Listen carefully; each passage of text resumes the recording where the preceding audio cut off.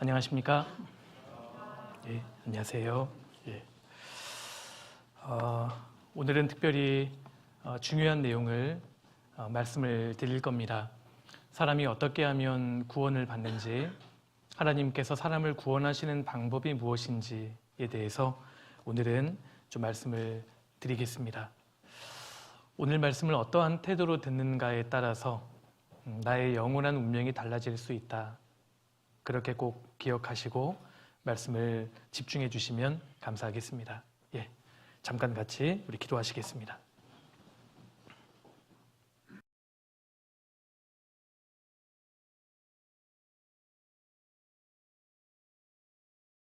이번 한 주간 하나님의 말씀인 성경을 배울 수 있는 여건을 허락해 주심을 감사드립니다.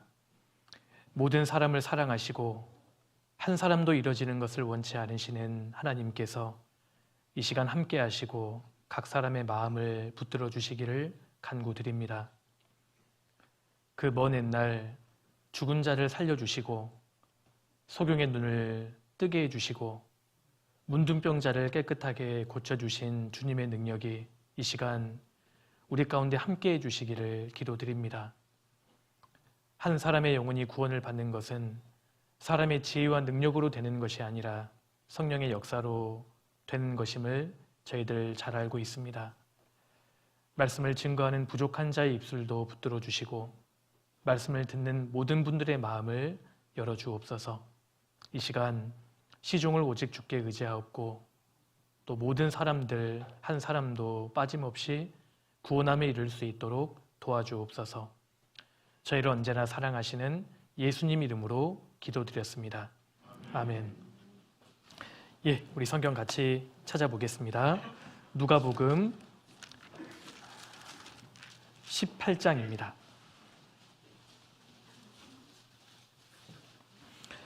누가복음 18장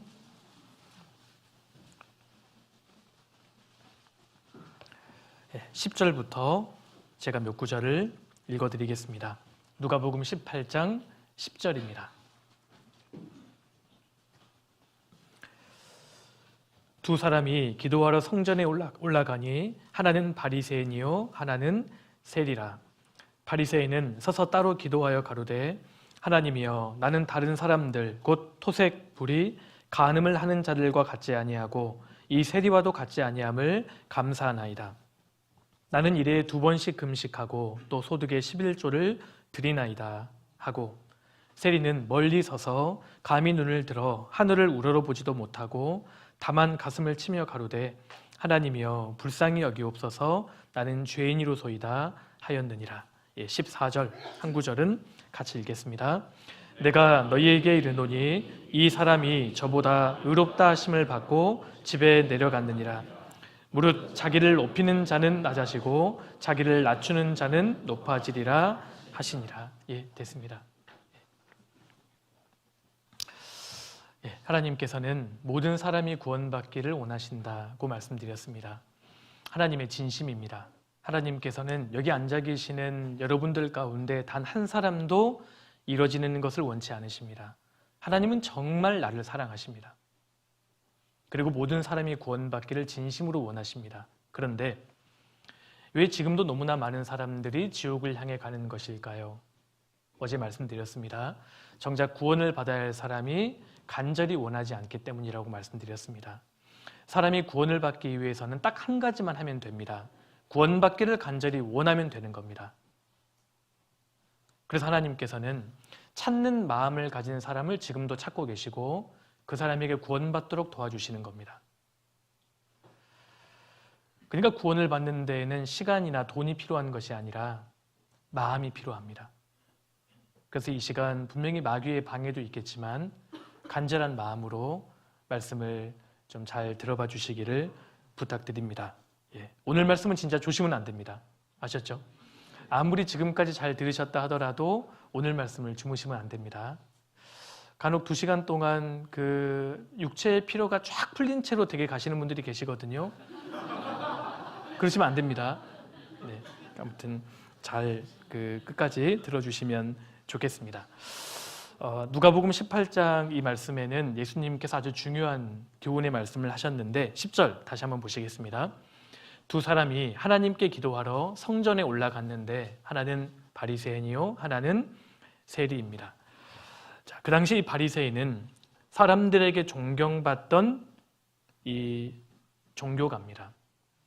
도덕적으로 그야말로 깨끗하고 소득의 11조를 하나님께 꼬박 바치고 일주일에 2번씩은 금식했던 모든 사람들에게 존경을 받던 인물입니다. 그런데 여기 세리는 그 당시 유대인들 중에 죄인의 대명사였습니다. 사람들로부터 손가락질을 받던 사람입니다.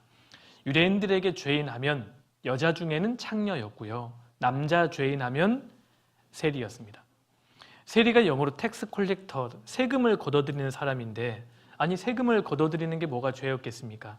근데 그 당시의 세리들은 동족 유대인들에게 무거운 세금을 부과하고 일부는 로마에게 갖다 바치고 나머지는 자기가 챙겼습니다. 그리고 챙긴 그 돈으로 술집에서 쾌락을 즐기던 인간이 세리였습니다. 이처럼 너무나 대조적인 두 사람이 하나님께 기도하러 성전에 올라갔는데 여러분들 같으면 누구 기도를 들어주시겠어요? 세리 기도를 들어주신다고요? 지금 생각을 안 하고 대답하신다는 생각이 자꾸 드는. 우리 같으면 바리새인 기도를 들어주겠죠.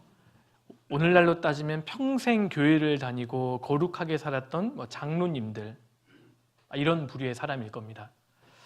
그런데 예수님께서는 세리를 구원하셨다는 겁니다. 14절 보세요. 내가 너희에게 이르노니 이 사람이 세리가 저보다 바리새인보다 의롭다 하심을 받고 집에 내려갔느니라. 참 이상한 말씀 아니겠습니까? 평생 교회를 다니고 착한 일을 많이 한 사람은 구원받지 못하고 평생 죄밖에 지은 것이 없는 사람이 의롭다 하심을 받고 천국 갔다는 겁니다. 구원을 받았다는 겁니다. 하나님이 실수하셨을까요? 그럴 리 없죠. 자, 한 주간 얼마나 말씀을 잘 들으셨는지 제가 문제를 하나 내왔습니다. 제가 직접 출제해 왔습니다. 긴장하셔야 됩니다. 4번 문항은 제가 직접 출제한 문항이거든요. 한번 맞춰보십시오. 누가복음 18장에서 지옥 갈 죄인을 모두 고르시오. 5점짜리 문항입니다. 1번 바리새인, 2번 세리. 몇 번일까요? 1번? 여기 힌트는 모두에 있거든요. 몇 번일 것 같으세요? 둘 다입니다. 하나님 보시기에는 둘 다 죄인, 사실은 부패한 존재, 죄 덩어리였다는 겁니다. 그런데 여기 세리 보십시오. 세리는 자기가 지은 죄가 워낙 많았기 때문에 자기가 지옥 갈 죄인이라는 것을 깨달은 사람입니다. 그래서 가슴을 치면서 하나님께 하나님 저를 불쌍히 여겨주십시오. 근데 이 바리새인 보십시오. 바리새인은 지금 죽으면 지옥 갈 죄인임에도 불구하고 자기가 천국 갈 거라고 착각했습니다. 왜 그랬을까요? 여기에 이유가 있습니다. 바리새인이 지옥 갈 죄인임에도 불구하고 왜 자신은 천국 갈 거라고 착각했을까? 첫 번째 이유가 있습니다.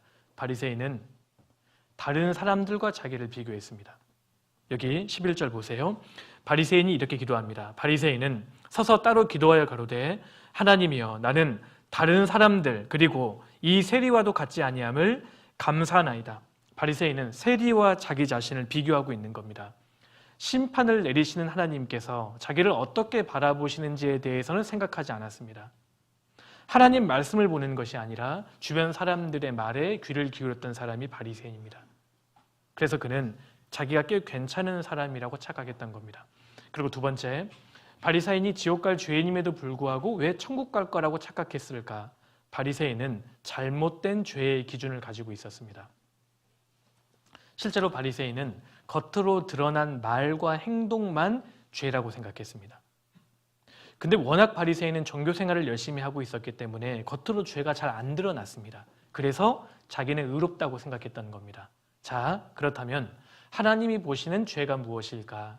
성경이 말하는 죄에 대해서 잠깐 정리해 보겠습니다. 죄란 무엇일까? 첫 번째, 마음과 생각과 상상으로 짓는 것도 죄라고 말씀하신 겁니다. 여러분, 악한 상상 자체가 죄라는 거 알고 계세요? 그래서 여호와는 심령을 감찰하시느니라. 하나님께서는 인간의 마음을 감찰하신다는 겁니다. 그래서 예수님께서 이렇게 말씀하셨습니다. 여자를 보고 이성을 보고 음욕을 품는 자마다 마음에 이미 간음하였느니라.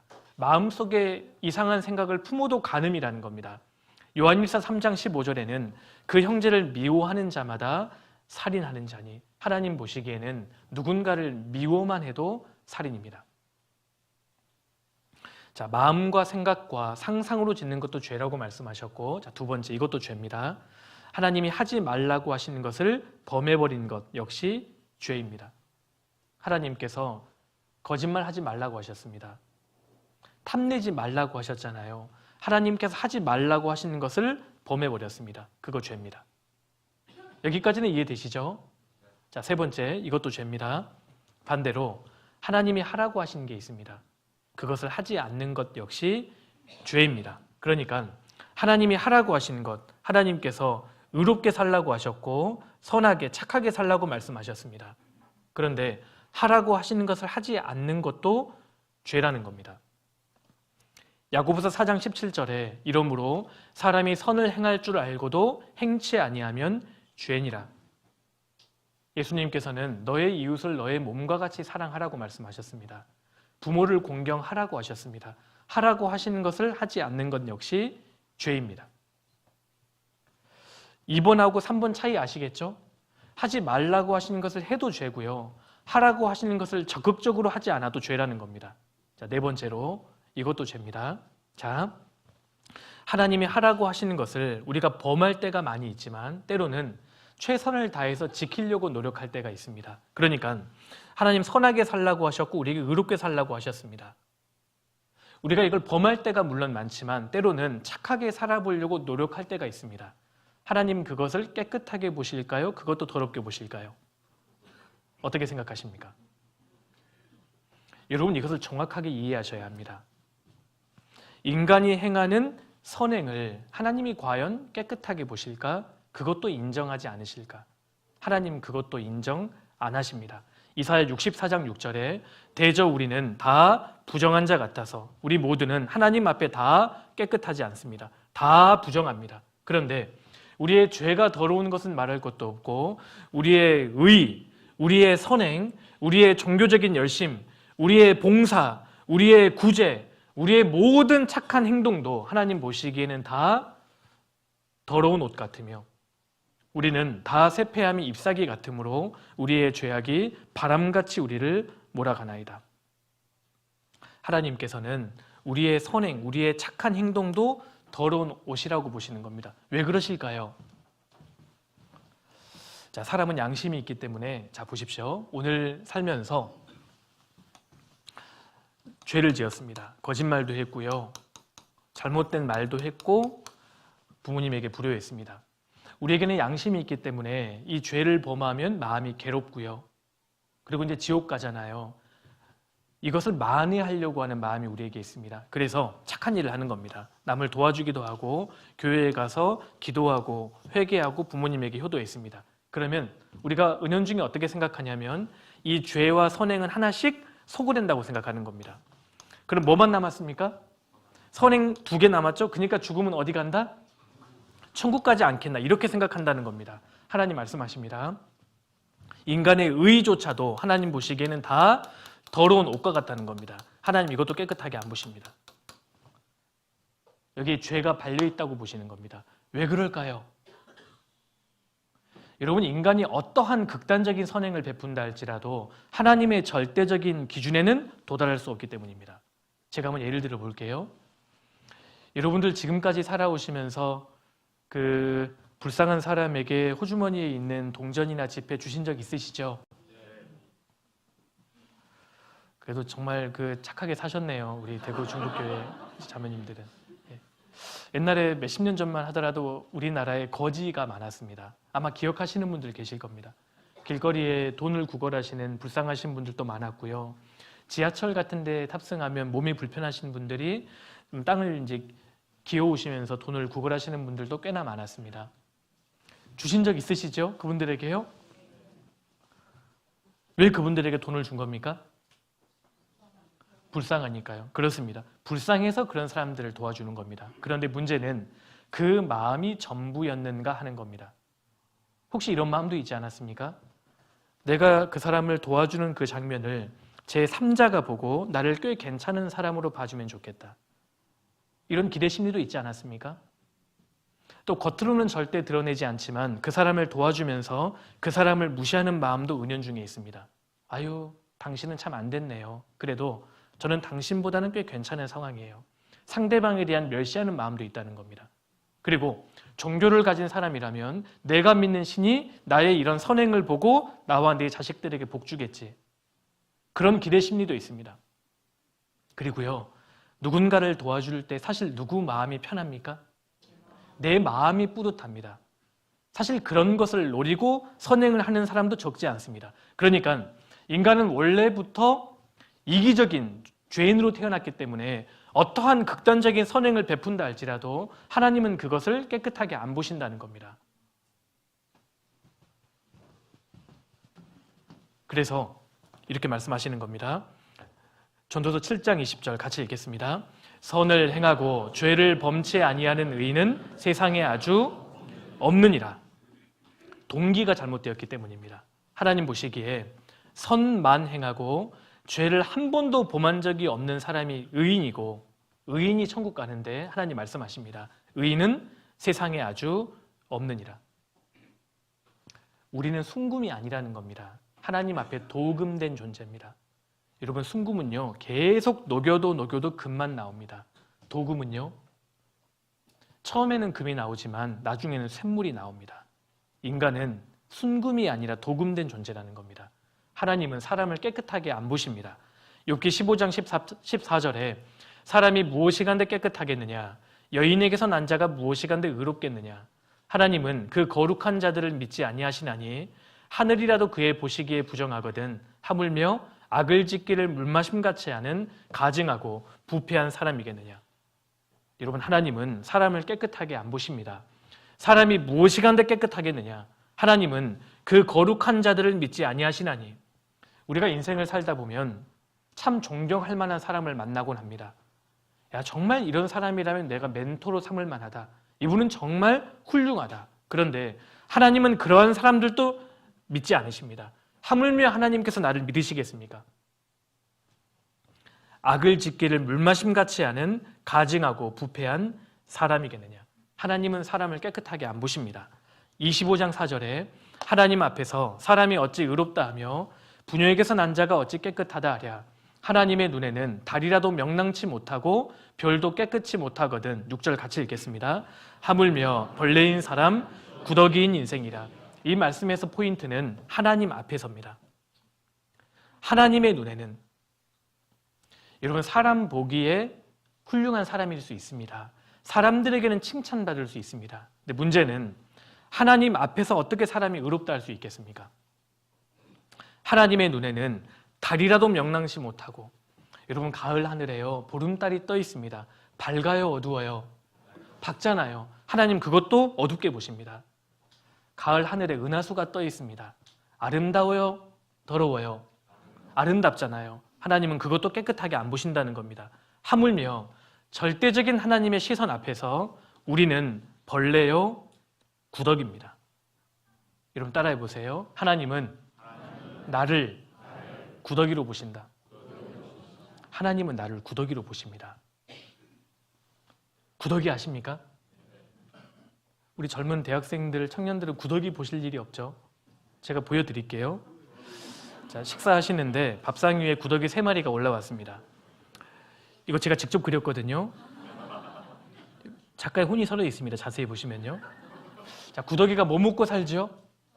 똥 먹고 삽니다. 자, 1번 구더기 그게 다 묻었습니다. 2번 구더기는 절반은 털어냈습니다. 3번 구더기는 하나도 안 묻었습니다. 심지어 샤워까지 했고요. 향수까지 뿌렸습니다. 광택이 나요. 자, 저녁 식사하시는데 식탁 위에 3마리가 올라왔습니다. 몇 번 구더기 갖다 버리실래요? 왜 다 갖다 버리시는 거죠? 구더기니까요. 구더기는 그게 다 묻었든 절반만 묻었든 아무것도 안 묻었든 사람 보기에는 구더기는 구더기일 뿐입니다. 다 더럽습니다. 옛날 화장실 모습입니다. 땅 파서 항아리 묻어두고 발판 깔고 일 보셨잖아요. 여름에 구더기들이 득실득실 거립니다. 자, 1번 구더기 이 삶에 파묻혀 삽니다. 너무 좋아요. 2번 구더기는 벽 타고 올라옵니다. 절반은 털어냈거든요. 3번 구더기는 발판까지 올라왔습니다. 거의 털어냈습니다. 4번은 이런 삶을 완전히 청산했습니다. 깨끗하게 삽니다. 자, 1번이 4번한테 얘기합니다. 4번 구더기님 훌륭합니다. 어떻게 당신처럼 살 수 있습니까? 존경합니다. 4번이 1번한테 얘기합니다. 이 1번 구더기야, 너 언제까지 이렇게 살래? 나처럼 좀 살아봐라. 자, 구더기들끼리는 서로 비교할 수 있습니다. 그런데 차원이 다른 사람이 봤을 때는 몇 번 구더기가 더럽죠? 다 더러운 구더기일 뿐입니다. 그와 같이 사람들끼리는 서로 비교할 수 있는 겁니다. 보통 사람들, 나보다 훌륭한 사람들, 진짜 존경하는 사람들, 형편없는 사람들 비난합니다. 그런데 하나님은 중심을 보시기 때문에 하나님은 다 구원받아야 할 죄인으로 보시는 겁니다. 차원이 다른 하나님 보시기에는 살인범이나 깡패나 창녀나 세리나 보통 사람들이나 바리새인이나 서기관이나 목사나 신부나 스님이나 다 구원받아야 할 죄인으로 보시는 겁니다. 하나님 보시기에는요, 훌륭한 죄인, 더러운 죄인일 뿐입니다. 50보, 100보 하나님 보시기엔 별반 차이가 없습니다. 그런데 구더기를 화장실에서 보면 그나마 봐줄만 합니다. 식탁 위에서 보면 정말 역겹습니다. 마찬가지로 자신을 죄인이라 인정하지 않고 하나님 앞에 깨끗하다고 말하면 하나님 보시기에는 그 사람이 진짜 역겨운 겁니다. 하나님, 저는 구원받아야 할 죄인입니다. 하나님, 정말 저는 지금 지옥 갈 죄인입니다. 이 고백을 하나님은 당연한 고백으로 받아들이신다는 겁니다. 이것을 바리새인이 몰랐습니다. 자기는 깨끗하다고 생각했던 겁니다. 그래서 구원을 못 받았던 겁니다. 자, 보십시오. 또 뭐가 죄일까? 5번째, 부지 중에 짓는 것도 죄라고 말씀하십니다. 레위기 5장 17절에 만일 누구든지 여호와의 금용 중 하나를 부지 중에 범하여도 허물이라 벌을 당할 것이니, 부지 중에 범한다는 것은 알지 못하고 짓는 죄를 말합니다. 이것이 죄인지조차 몰랐습니다. 하나님이 눈 감아 주실까요? 그것도 심판하실까요? 그것도 심판하신다는 겁니다. 물론 감안은 하시겠지만 하나님 그냥 넘어가시지 않습니다. 하나님, 저 이거 죄인지 몰랐는데요? 그 말이 안 통한다는 겁니다. 자, 그러니까 하나님 보시기에 죄가 무엇일까? 자, 보십시오. 마음과 생각과 상상으로 짓는 것도 죄이고요. 하나님이 하지 말라고 하신 것을 해도 죄고, 하라고 하신 것을 하지 않아도 죄고, 반대로 하라고 하신 것을 해도 하나님 그거 더럽게 보신다는 겁니다. 거기에도 죄가 발려있다고 보시고, 부지 중에 짓는 것도 죄라면 내가 지금까지 살아왔던 삶의 이력서를 한번 적어보십시오. 내가 과연 천국 갈 수 있는 사람인가요? 솔직히 평생 죄 구렁텅이 속에 산 게 분명합니다. 하나님은요, 내 인생을 단 1분 1초도 깨끗하게 안 보셨던 겁니다. 하나님은 나를 구더기로 보셨던 겁니다. 그런데 이걸 바리새인은 몰랐습니다. 자, 그리고 바리새인이 지옥 갈 죄인임에도 불구하고 천국 갈 거라고 착각했던 또 하나의 이유가 있습니다. 바리새인은 율법을 오해했습니다. 제가 율법에 대해서 좀 설명해 드리겠습니다. 자, 이게 보시는 것이 십계명입니다. 십계명. 여러분, 십계명은 돌판에 기록이 됐습니다. 돌판에 기록되었다는 것은 환경과 상황은 바뀌어도 하나님의 법, 기준은 절대 바뀌지 않는다는 뜻입니다. 이게 십계명입니다. 여러분, 성경 창세기부터 신명기까지 성경 처음에 있는 5권을 모세오경이라고 이야기합니다. 모세오경에 기록되어 있는 하나님이 하라고 하시는 계명과 하지 말라고 하시는 계명을 다 합쳐보면 613가지가 됩니다. 613가지의 율법을 10가지로 딱 압축하면 십계명입니다. 십계명. 하나님의 법을 요약하고 있는 것인데요. 자, 앞에 보십시오. 십계명의 내용을 분석해 보면 제1계명에서부터 4계명까지는 사람이 하나님께 대하여 지켜야 되는 계명이고요. 5계명에서부터 마지막 10번째 계명까지는 사람이 사람 사이의 관계에서 지켜야 되는 계명입니다. 이것이 바로 십계명입니다. 제가 한번 여쭤보겠습니다. 그렇다면 율법, 이 십계명을 하나님이 왜 우리에게 주셨을까요? 왜 주셨을까요? 지키라고 주셨을까요? 자, 이 십계명 율법을 완벽하게 지키는 사람이 있다면 그 사람은 천국 갑니다. 여러분, 율법을 완벽하게 지킨다는 것은 죄가 하나도 없다는 뜻이잖아요. 그 사람은 물론 천국 갈 수 있습니다. 근데 문제는 이 10계명을 완벽하게 지킬 사람이 있느냐 하는 겁니다. 자, 10계명을 지키려면 이렇게 지키셔야 됩니다. 최선을 다해서 양심대로 지키면 되겠지, 그 정도가 아닙니다. 자, 율법을 지키려면 이렇게 지켜야 합니다. 단 한 가지라도, 단 한 번이라도 어기면 안 됩니다. 자, 야고보서 2장 10절 보시겠습니다. 누구든지 온 율법을 지키다가 그 하나에 거치면 모두 범한 자가 되나니. 10계명 율법을 다 지켜오다가 하나라도 거치면, 하나라도 어기면 모두 범한 자가 된다고 하신 겁니다. 이렇게 두 명의 사람이 10개의 고리에 의지해서 매달려 있습니다. 몇 개가 끊어지면 밑으로 떨어지죠? 하나라도. 자, 왼쪽에 있는 사람은 다 끊어졌고요. 오른쪽 사람은 하나만 끊어졌습니다. 결과는 마찬가지가 되는 겁니다. 자, 그러니까 누구든지 모든 율법을 지켜오다가 하나라도 범하면 모두 범한 자가 되어버린다. A라는 사람은 평생 살면서 율법을 많이 어겼습니다. 참 많은 죄를 지었습니다. 모두 범한 자가 되는 겁니다. B라는 사람은 적당하게 어겼습니다. 모두 범한 자가 됩니다. C라는 사람은 딱 한 번 어겼습니다. 여러분, 이런 사람이 있을까요? 없겠죠. 있다고 가정해 보는 겁니다. 마찬가지로 모두 범한 자가 되는 겁니다. 그러니까 하나님의 율법 10계명은 모두 항상 전부 지켜야 의인이 되는 거고 의인이 천국 갑니다. 근데 반대로 한 번이라도 하나라도 어기면 이 사람이 죄인이고요. 죄인은 지옥 가는 겁니다. 그러니까 온전하신 하나님의 율법은 완벽하게 지켜져야 되는 겁니다. 적당히 지키면 되는 게 아닙니다. 완벽하게 지켜야 합니다.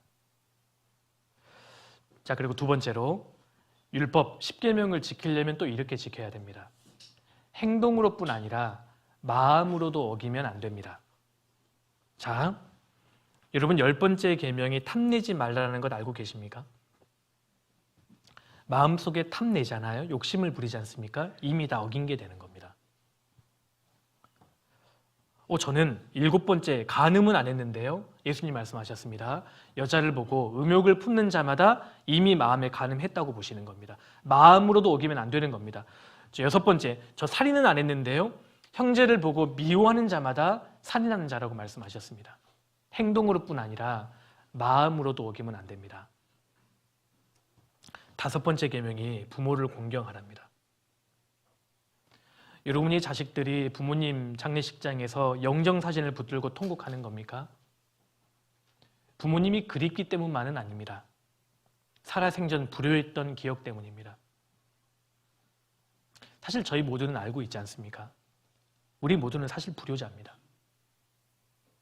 여러분 10계명, 첫 번째 계명부터 네 번째 계명까지가 결국 말하고 있는 바는 사람이 태어나서 죽을 때까지 마음을 다해 하나님을 하나님답게 섬기고 하나님을 가장 사랑하라는 겁니다. 이렇게 살아오신 분 계십니까?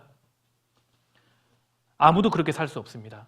사실 우리 모두는 이미 10계명을 어겼고 지금도 어기며 살고 있는 겁니다. 10계명을 지킬 사람은 아무도 없습니다. 여러분 생각해 보십시오. 10계명을 지킨다는 말은 성경에 나와 있는 율법 613가지를 다 지킨다는 말이 되고 율법 전체를 다 지킨다는 말은 성경 전체를 다 지킨다는 말이 되고요. 성경을 다 지킨다는 말은 하나님처럼 산다는 말이 되는 겁니다. 사람이 하나님처럼 사는 게 가능하다고 생각하십니까? 이건 불가능한 일입니다. 그럼 왜 도대체 10계명을 주신 걸까요? 사람에게. 하나님께서는 못 지킬 걸 알고 주신 겁니다. 지키라고 주신 게 아닙니다. 왜 주셨는 줄 아세요? 사람으로 하여금 죄인이라는 것을 깨닫게 해서 이미 지옥 가는 사람에게 지옥 간다는 것을 확실하게 하려고. 제가 다시 한번 말씀드릴게요. 왜 10계명을 주셨냐? 지키라고 주신 게 아닙니다. 지옥 가는 사람에게 너 지금 지옥 간다는 사실을 분명하게 하시려고 10계명을 주신 겁니다. 자, 로마서 3장 19절. 우리가 알거니와 무릇 율법이 말하는 바는 율법 아래 있는 자들에게 말하는 것이니 이는 모든 입을 막고 온 세상으로 하나님의 심판 아래 있게 하려 함이니라. 20절 같이 읽겠습니다. 그러므로 율법의 행위로 그의 앞에 의롭다 하심을 얻을 육체가 없나니 율법으로는 죄를 깨달음이니라. 명확하게 이렇게 나와 있죠. 왜 율법을 주셨냐? 율법 10계명으로는 죄를 깨달아서 하나님이 입을 막아버리시는 겁니다. 무슨 입을 막으실까요? 저 죄 없는데요. 그 말 못하게 하려고 입을 딱 막아서 하나님의 심판 아래 있게 하려 함이니라. 이미 지옥 가고 있는 사람에게 너 지금 지옥 가고 있다는 것을 분명하게 하시려고 십계명 주신 겁니다. 지키라고 주신 게 아닙니다. 그러니까 일종의 율법, 십계명은 거울과 같습니다. 여러분 얼굴에 이물질이 묻어 있으면요, 무엇을 통해 나 자신의 상태를 확인하죠? 거울입니다. 거울. 일종의 십계명 율법은 거울 역할을 합니다. 내가 얼마나 비참하고 더러운 죄인인지를 깨닫게 하는 거울 말입니다. 거울. 결국 십계명을 지키는 사람은 아무도 없습니다. 하나님 지키라고 주신 게 아닙니다. 죄인이라는 것을 깨닫게 하려고, 입을 막아버리려고, 죄 없다는 말을 못하게 하려고, 지금 지옥 간다는 사실을 분명하게 하시려고 십계명을 주셨다는 겁니다. 자, 갈라디아서 3장을 한번 찾아보겠습니다. 갈라디아서 3장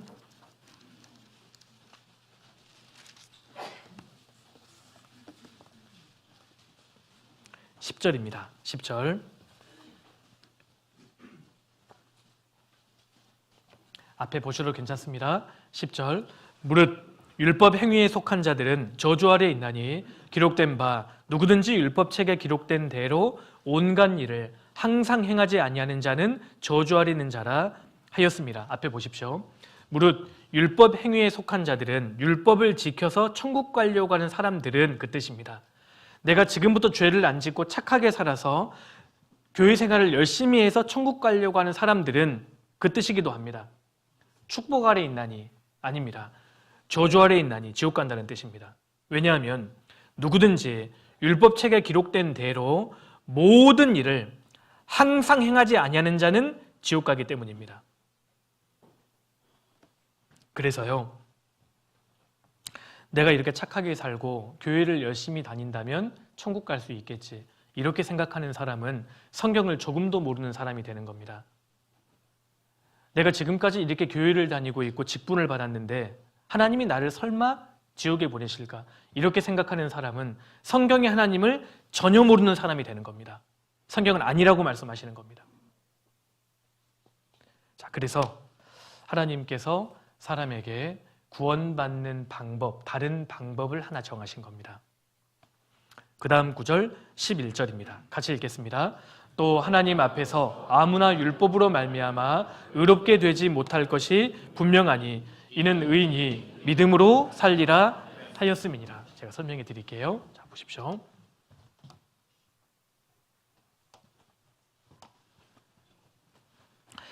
사람이 천국 갈 수 있는 방법이 이론상 두 가지가 있습니다. 하나님 앞에서 우리가 천국 갈 수 있는 방법이 이론상 두 가지가 있거든요. 첫 번째는 행위입니다. 행위. 자, 행위라는 것은 내가 지금부터 율법을 지켜서 십계명을 완벽하게 지켜서 천국 가려고 하는 시도입니다. 이게 가능할까요? 자, 불가능하다고 말씀하신 겁니다. 인간이 하나님 앞에 선행을 많이 쌓고 죄를 하나도 짓지 않아서 천국 가려고 하는 시도가 바로 이 행위입니다. 이것은 저주 아래 있나니 이거는 불가능하고 너무너무 어려운 일입니다. 그래서 하나님이 다른 방법을 하나 정하신 겁니다. 자, 행위의 정반대가 무엇일까요? 행위의 정반대가 뭐라고 생각하십니까? 드디어 지금 난간에 봉착하셨네요. 우리 대구 중북교회. 행위의 정반대가 뭐냐면 무행위가 아니고요. 성경에서 믿음입니다. 믿음. 그러니까 행위로 이제 안 되니까 하나님이 천국 갈 또 하나의 방법을 정하신 겁니다. 믿음으로 살리라. 믿음이 뭔지 아세요? 믿음은 내가 뭘 하는 게 아닙니다. 내가 못하기 때문에 믿음이라는 것은 하나님께서 나를 대신해서 100% 해주신 일이 있습니다. 자, 내가 못하기 때문에 하나님께서 나를 대신해서 100% 대신해 주신 일을 그냥 받아들이는 것이 믿음입니다. 믿음은 너무 간단하고 쉽습니다. 내가 뭘 하는 게 아닙니다. 하나님 이 방법을 딱 정하신 거예요. 사람이 천국 갈 수 있는 것은 행위로는 안 되니까 이제 믿음으로 누구든지 천국 갈 수 있도록 방법을 정하셨다 그 말입니다. 그러니까 예를 들어서 내가 100억의 빚을 졌다고 가정해 보겠습니다. 행위라는 것은 내가 지금부터 쓸 거 안 쓰고요, 열심히 벌어서 100억을 갚으려고 하는 시도입니다. 이거 가능하십니까? 이건 불가능합니다. 너무 어렵잖아요. 이건 불가능합니다. 그래서 믿음이라는 게 뭐냐면 내가 뭘 하는 게 아니고, 만약에 부모님이 나를 대신해서 100억을 대신 갚아주셨다면 나로서는 너무 간단하고 쉬운 거 아니겠습니까? 이게 믿음입니다. 믿음. 그러니까 천국 가는 방법을 너무 쉽게 만들어 놓으신 겁니다. 그러니까 누가 구원을 잘 받는 줄 아십니까? 네? 어린 꼬마들. 여기서 누가 공짜 좋아하시는 분이라고 자꾸 그러시는데 어디서 이제 들으신 것 같아요. 어린 꼬마들이 구원을 잘 받습니다. 내가 뭘 하는 게 아니고요, 어린아이 같은 마음으로 그냥 받아들이는 것이 믿음이기 때문에 하나님이 사실 구원받는 방법을 너무 쉽게 만들어 놓으신 겁니다. 그러니까 너무 쉬우니까 사실 이런 말씀을 수차례 들었는데 구원받지 못하는 것도 기적입니다. 너무 쉽게 만들어 놓으셨으니까요. 그래서 내가 뭘 하는 게 아니지 않습니까? 그래서 구원을 받는 데는 시간이 필요한 게 아니고 노력이 필요한 게 아니고 돈이 필요한 게 아닙니다. 마음만 준비가 된다면 구원은 당장 받을 수 있는 겁니다. 시간이 안 걸립니다. 그러니까 마음이 중요하다니까요. 마음이. 그러니까 하나님께서는 믿음으로 천국 갈 방법을 정하셨습니다. 행위로는 안 되니까요. 자, 지금까지 들은 것을 한번 정리해 보겠습니다. 자, 우리 모두는 죄인으로 태어났습니다. 여기 천국이 있고 지옥이 있습니다. 어제도 말씀드렸는데 복습하겠습니다. 지옥은 어떤 사람이 간다고요? 죄가 홀이라도 있는 사람. 맞습니다. 죄가 홀이라도 있는 사람이 지옥 가는 겁니다. 홀이가 뭐라 그랬죠? 예, 알겠습니다. 무슨 말씀인지 알겠습니다. 예, 어떤 분은 그냥 간단하게 털 이러시는데, 쉽게 말하면 먼지, 눈꽃만큼 죄가 하나라도 먼지만큼 있어도 지옥 간다고 말씀하신 겁니다. 죄를 많이 지은 사람은 지옥 가서 받는 형벌이 훨씬 큽니다. 죄가 적은 사람은요, 형벌이 적을 뿐이지 지옥 자체는 못 피합니다. 죄가 있으면 죄인이고 지옥 가는 거예요. 죄가 하나도 없는 사람이 의인이고 이 사람이 천국 가는 겁니다. 자, 교회 다니는 사람이 천국 가는 거 아닙니다. 하나님 보시기에는 죄를 보시는데요, 죄가 홀이라도 없는 사람이 천국 가는 겁니다. 자, 그런데 문제는 우리 모두는 죄인으로 태어나서 지금까지 살면서 마음과 생각으로 말과 행동으로 너무나 많은 죄를 이미 지었습니다. 그리고 언젠가는 죽을 텐데 또 죄를 지어갈 것이 분명합니다. 다짐하고 노력하면 죄의 횟수는 줄일 수 있습니다. 근데 죄 자체를 안 짓는 것은 불가능하잖아요. 태어날 때부터 죄인이기 때문입니다.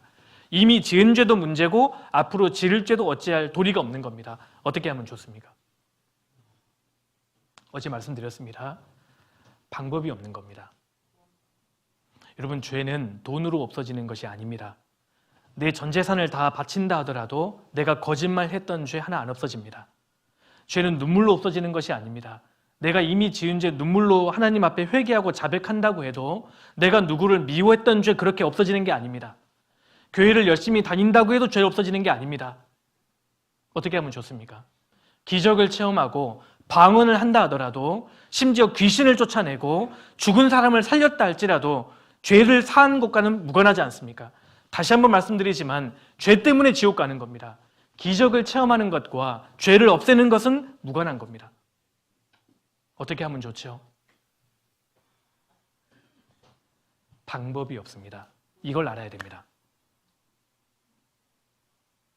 내가 어떠한 수단과 방법을 동원한다 할지라도 내 지은 죄를 없앨 수가 없다는 겁니다. 방법이 없습니다. 이걸 딱 인식하고 나면 하나님 앞에 갈급한 마음이 올라오게 되어 있습니다. 이게 정상입니다. 그래서 어제까지 말씀을 들으시고요, 하나님 저 어떻게 하면 좋습니까? 내가 지금 죽으면 지옥 가는데 하나님 어떻게 하면 좋습니까? 이런 마음이 올라오신 분이 계시다면 그분이 말씀을 잘 들으신 겁니다. 하나님 그런 마음을 가진 사람을 찾고 계시고 구원받도록 도와주시는 겁니다. 그래서요, 우리는 죄인이고 지금까지 너무나 많은 죄를 지었고 앞으로도 그 죄를 지어갈 거라는 겁니다. 지금 죽으면 지옥 가는 것이 분명한 사실입니다. 그래서 우리 모두는 사실 구원을 받아야 되는 겁니다. 구원. 자, 구원 받아야 된다. 그런 말씀 많이 들어보셨죠? 구원이 뭘까요? 성경에서 말하는 구원이 무엇일까요? 구원은 죄 사함입니다. 자, 성경이 말하는 구원은 죄를 사하는 겁니다. 제가 보여드릴게요. 누가복음 1장 77절을 보시면 구원의 정의가 명확하게 나와 있습니다. 자, 1장 77절 같이 한번 읽겠습니다. 주의 백성에게 그 죄 사함으로 말미암는 구원을 알게 하리니. 성경이 말하는 구원이 무엇이냐? 죄 사함으로 말미암는 구원인 겁니다.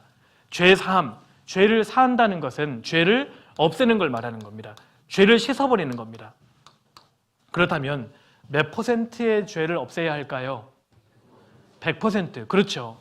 100%의 죄를 없애야 되는 겁니다. 호리만한 죄가 남아있으면 지옥 가기 때문에 성경이 말하는 구원은 100% 죄사함을 말하는 겁니다. 죄사함.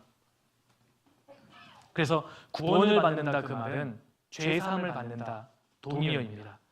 어떤 분께서 교회를 열심히 다니셔서 구원을 받으셨냐고 여쭤봤더니 본인은 구원 받았다고 말씀하시더라고요. 제가 다르게 한번 질문해 봤습니다. 그럼 선생님, 죄사함은 받으셨어요? 아직 죄는 사함받지 못했답니다. 그건 구원이 아닙니다. 그분은 구원을 잘못 배우신 겁니다. 성경이 말하는 구원은 죄사함으로 말미암는 구원인 겁니다. 그래서 내 모든 죄를 100% 없애버리는 것이 구원이고 구원받은 사람은 천국 가게 되는 겁니다. 근데 문제는 나로서는 죄를 사할 수 있는 방법이 없다는 겁니다. 오늘은 조금 일찍 쉬겠습니다. 좋으시죠? 예, 오늘은 좀 일찍 쉬겠습니다. 5분 오늘 또 쉬었다가 이어서 진행하겠습니다. 아무튼 말씀 들으시느라 고생이 많으십니다. 앞에 그 첫 시간에 드렸던 말씀은 지금까지 드렸던 말씀을 정리해 드린 겁니다. 우리 모두는 죄인으로 태어나서 하나님 앞에 지옥에 갈 수밖에 없는 비참한 운명이다. 근데 문제는 내가 지은 모든 죄를 없앨 수 있는 능력이 나로서는 없다는 사실입니다. 이걸 분명하게 알아야 됩니다. 자, 이사야 59장 1절에 여호와의 손이 짧아 구원치 못하심도 아니요 귀가 둔하여 듣지 못하심도 아니라 오직 너희 죄악이 너희와 너희 하나님 사이를 내었고 너희 죄가 그 얼굴을 가리워서 너희를 듣지 않으시게 함이니. 인간의 근본적인 문제가 뭐냐? 바로 나의 죄입니다. 죄 때문에 지옥 가는 겁니다. 자, 여기 하나님과 아담이 있었는데요. 아담이 죄를 범하기 전에는 하나님과의 평화가 이루어져 있었습니다. 아담이 범죄하고 나서 하나님과 아담 사이를 죄가 가로막게 되었고 죄인이 된 겁니다. 이것이 죄인의 운명이고요. 아담 자손으로 태어난 모든 사람들은 바로 죄씨로 태어나게 된 겁니다. 그래서 여기 저와 여러분도 죄인으로 태어나게 됐습니다. 근데 문제는 구원이 아까 뭐라 그랬죠? 구원은 죄사함, 이 죄의 담을 없애는 것, 죄를 완벽하게 사해버리는 것이 구원입니다. 근데 문제는 이 죄의 담은 헌금으로도 안 되고 눈물을 흘려도 안 되고 선행을 아무리 많이 하고 종교생활을 하고 봉사하고 죄를 회개하고 자백해도 죄는 안 없어집니다. 하나님 말씀하시기를 주 여호와 내가 말하노라 내가 잿물로 스스로 씻으며 수단 비누를 쓸지라도 너의 죄악이 오히려 내 앞에 그저 있으리니. 인간이 어떠한 수단과 방법을 동원해도 죄는 안 없어진다 그 말입니다. 이걸 분명하게 알아야 됩니다. 그래서 하나님께서 죄를 없앨 방법을 우리에게 알려주신 겁니다. 여러분, 얼굴에 더러운 것이 묻으면 뭘로 씻죠? 물로 씻으면 됩니다. 근데 죄는 물로 씻어지지 않습니다. 내가 100만 원 빚지면 얼마로 갚아야 됩니까? 100만 원. 내가 1000만 원 빚지면 얼마로 갚아야 되죠? 1000만 원. 근데 죄는 돈으로 없어지지 않습니다. 그래서 하나님께서 죄를 없앨 방법을 딱 하나 주셨습니다. 중요한 말씀입니다. 금방 우리가 찾아 읽었던 말씀입니다. 레위기 17장 11절 육체의 생명은 피에 있습니다. 하나님 중요한 말씀하신 겁니다. 피가 죄를 속하느니라. 제가 설명해 드릴게요. 자, 보십시오. 내가 그동안 지은 모든 죄, 앞으로 내가 지을 죄, 나의 이 죄를 없앨 수 있는 유일한 것이 있습니다. 뭐라고요? 자, 기억하셔야 됩니다. 피입니다. 신기하시죠? 네, 기가 막히죠? 네. 피가 죄를 사합니다. 자, 하나님께서 이 방법을 정하신 겁니다. 내 죄를 완벽하게 싹 씻어버리는 유일한 것이 있다면 피다. 자, 그렇다면 면도칼을 가져와서요, 손바닥을 긁어서 피를 뚝뚝 떨어뜨리면 죄가 없어진단 말일까요? 여러분, 성경에서 피는 상처의 개념이 아니라 생명의 개념입니다. 하나님 말씀하셨습니다. 육체의 생명은 피에 있습니다. 그러니까 피는 곧 생명입니다. 그러니까 피를 흘려서 죄를 없앤다, 그 말은 생명이 대신 피 흘려 죽어야 한다는 의미가 되는 겁니다. 내 죄를 없앨 수 있는 것은 생명이 피 흘려 죽어야만 합니다. 그러면요, 죄송한 말씀인데 칼을 가져와서 내 목을 딱 그었습니다. 그리고 자살을 했습니다. 피 흘려서 죽었습니다. 그럼 내 죄가 없어질까요? 여러분, 우리 모두는 죄인이기 때문에 피 흘려 죽는들 아무 효력이 없습니다. 그래서 하나님께서 이 방법을 주시는 겁니다. 피가 죄를 속할 수 있다. 생명이 죽어야 죄를 없앨 수 있다. 다만 대신 죽어도 된다라는 법을 주신 겁니다. 이것이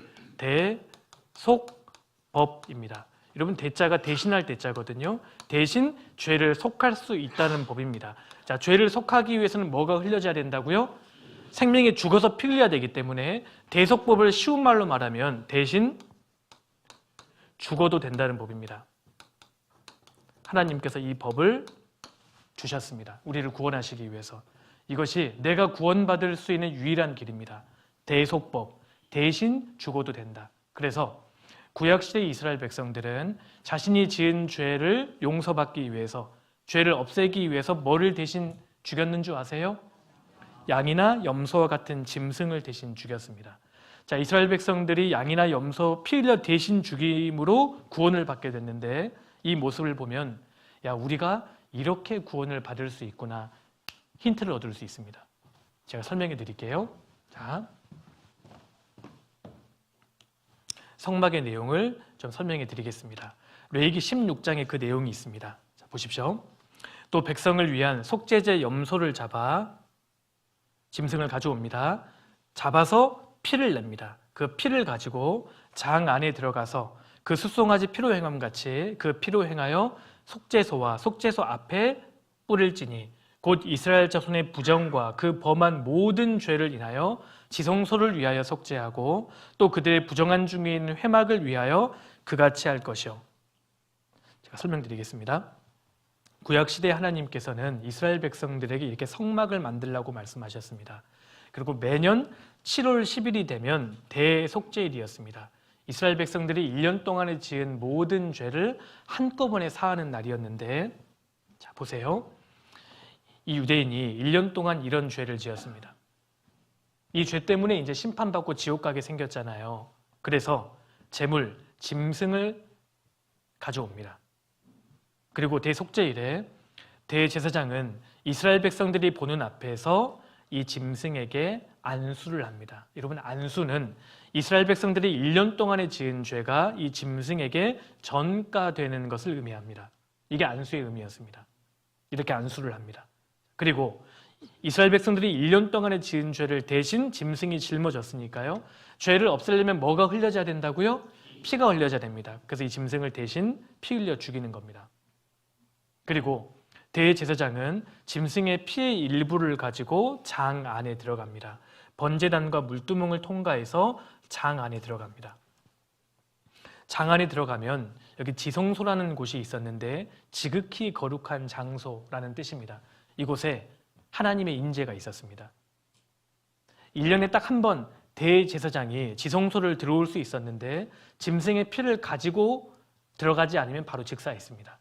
거룩하신 하나님이 이 가운데 계셨습니다.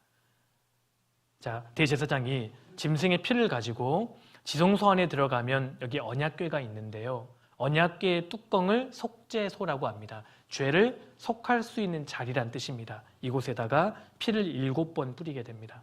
그러면 이 사람의 죄를 깨끗하게 용서받게 됐던 겁니다. 이렇게 해서 죄사함을 받고 구원받게 됐던 겁니다. 왜요? 이 사람 대신에 생명이 대신 죽었기 때문입니다. 피 흘려 죽었으니까요. 하나님께서 이 방법을 하나 주신 겁니다. 근데 문제는 이 제사에 한계가 있었습니다. 효력이 1년짜리였다는 겁니다. 레위기 16장 34절에 이는 너희의 영원히 지킬 규례라. 이스라엘 자손의 모든 죄를 위하여 1년 1차 속죄할 것이니라. 이 제사는 1년 전의 죄도 못 사하고 1년 후의 죄도 못 사합니다. 딱 한 해까지, 올해까지의 죄만 사할 수 있기 때문에 1년 1차 매년 이 제사를 드려야 했다는 겁니다. 이것이 바로 대속법, 구약의 제사법입니다. 자, 그럼 여러분들 오늘 그 양이나 염소 데려오셨나요? 오늘 왜 이렇게 빈손으로 다 오셨을까요? 커피만 가지고 오셨지 짐승은 안 가지고 오셨네요. 자, 구약의 이 제사법이 히브리서에 아주 자세하게 기록이 되어 있는데, 설명이 되어 있는데 제가 설명드리겠습니다.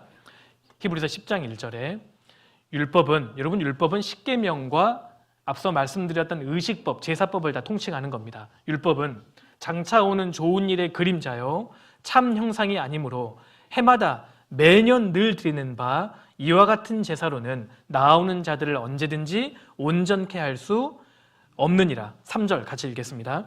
그러나 이 제사들은 해마다 죄를 생각하게 하는 것이 있나니 이는 황소와 염소의 피가 능히 죄를 없이 하지 못함이니라. 하나님 분명하게 말씀하십니다. 구약의 이스라엘 백성들이 잡아 바쳤던 짐승, 황소와 염소의 피가 죄를 없앨 수 있다고요? 못 없앤다고요? 못 없앤다고 말씀하신 겁니다. 근데 왜 해마다 그 제사를 드리라고 하셨냐?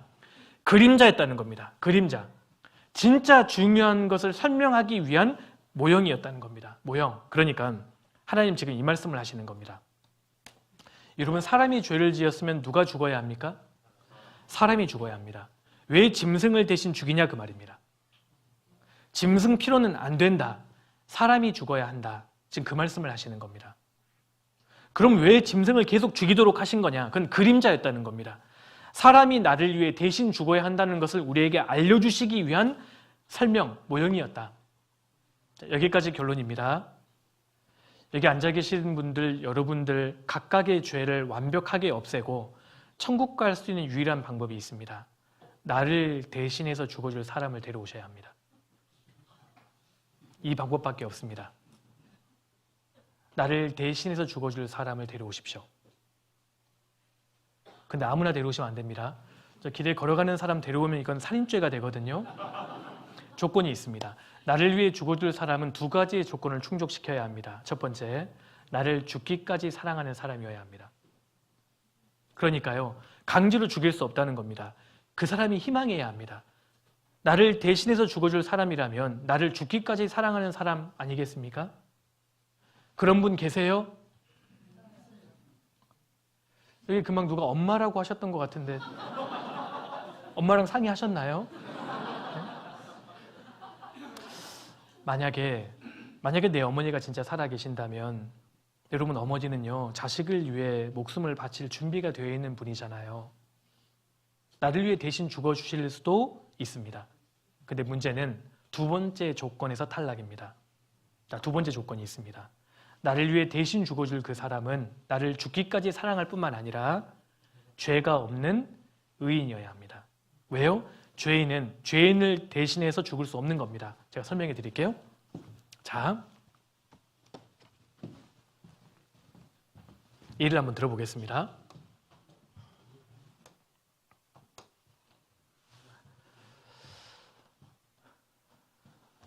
여기 한 감옥에 사형수 2명이 갇혀 있습니다. A라는 사람과 B라는 사람입니다. 둘 다 살인범입니다. 이제 사형일자를 기다리고 있습니다. 그런데 한 공간에서 2명이 살다 보니까 정이 들었습니다.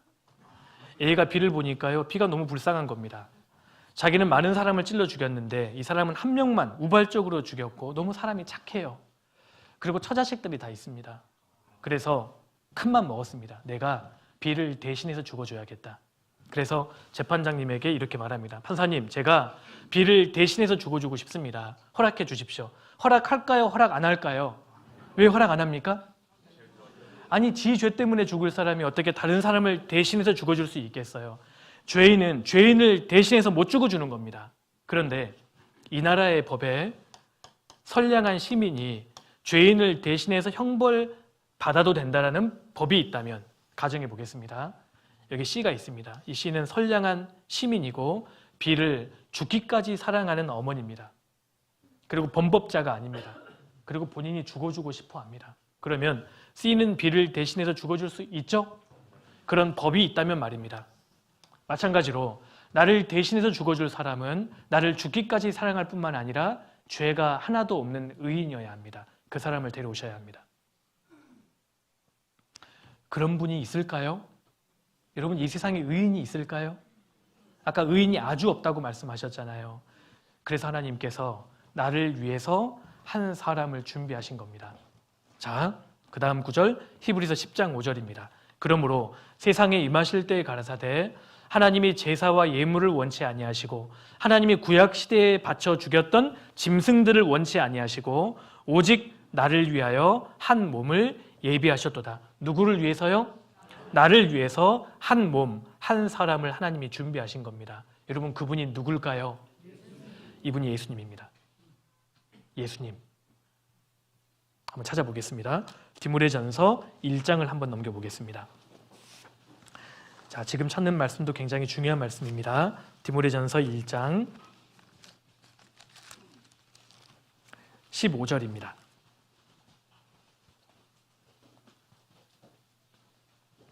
15절 같이 한번 읽겠습니다. 밑보다 모든 사람이 받을 만한 이 말이여 그리스도 예수께서 죄인을 구원하시려고 세상에 임하셨다 하였도다. 죄인 중에 내가 괴순이라. 앞에 보십시오. 믿부다 이 말은 기쁘다는 게 아닙니다. 진짜 믿을만하다 감탄사입니다. 이 말은 진짜 참되다. 모든 사람이 받을 만한 이 말이요 지구상에 존재했고 지금 존재하고 있고 앞으로 존재할 모든 사람이라면 이 말에 주목해야 합니다. 그리스도 예수께서 죄인을 구원하시려고 2000년 전에 이 세상에 오셨습니다. 자, 2000년 전에 예수님께서 죄인을 구원하시려고 세상에 오신 겁니다. 죄인 누구요? 나. 자, 지금부터는 옆에 있는 사람 생각하지 마세요. 나만 생각하시면 됩니다. 나. 예수께서 나를 구원하시려고. 여러분, 아까 구원이 쉬운 말로 뭐라 그랬죠?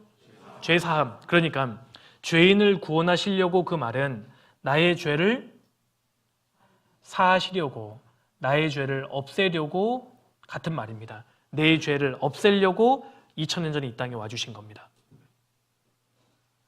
자, 요한일서 3장 5절에 더 쉽게 말씀하셨습니다. 그가 예수님이 우리 죄를 없이 하려고 나타내신 바 된 것을 너희가 아나니 그에게는 죄가 없느니라. 예수님은 내 죄를 없애려고 이 땅에 오신 겁니다. 그리고 그분은 죄가 있어요, 없어요? 없는 의인입니다. 그래서 우리를 위해 대신 죽어주실 자격이 있는 분인 겁니다. 여러분, 여기까지 말씀을 드리잖아요. 아프리카 사람들이 박수를 치고 난리가 납니다. 매칭이 되는 겁니다.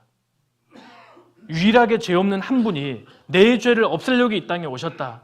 아프리카 사람들이 춤추기 시작합니다. 이것보다도 좋은 말이 어디 있겠습니까?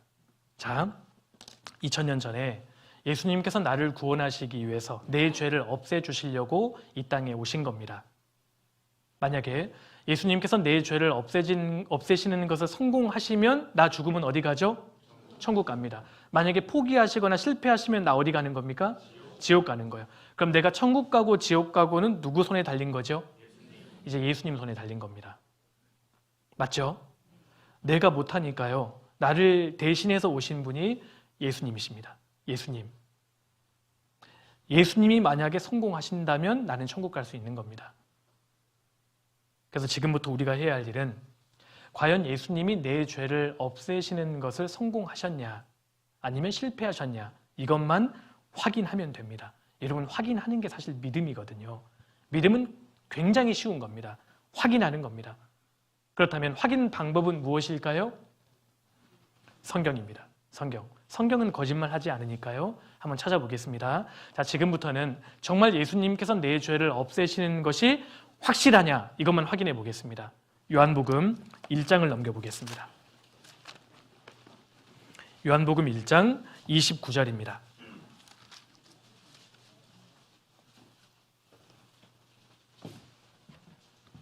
요한복음 1장 29절 찾으셨으면 우리 같이 한번 읽겠습니다. 이튿날 요한이 예수께서 자기에게 나오심을 보고 가로되 보라 세상 죄를 지고 가는 하나님의 어린 양이로다. 자, 보십시오. 2000년 전에 세례 요한이 예수님께서 자기에게 나오심을 보고 가로되 보라 세상 죄를 지고 가는 하나님의 어린 양이로다. 자, 보십시오. 예수님께서 세상 죄를 지고 가는 하나님의 어린 양이로다. 구약 시대의 죽은 양은 예수님의 그림자에 불과하고 진짜 세상 죄를 지고 가시는 하나님의 어린 양을 보라라고 증거한 겁니다. 예수님이 도대체 누구냐? 세상 죄를 지고 가는 하나님의 어린 양이라는 겁니다. 제가 설명해 드리겠습니다. 자, 보라 세상 죄를 지고 가는 하나님의 어린 양이로다. 세상 죄라는 것은 자, 그려보겠습니다. 인간 역사의 시작부터 마지막까지 예수님께서 이때 오셨습니다. 자, 인류 역사의 맨 조상, 첫사람 이름이 누구죠? 아담입니다. 아담. 맨 마지막 사람.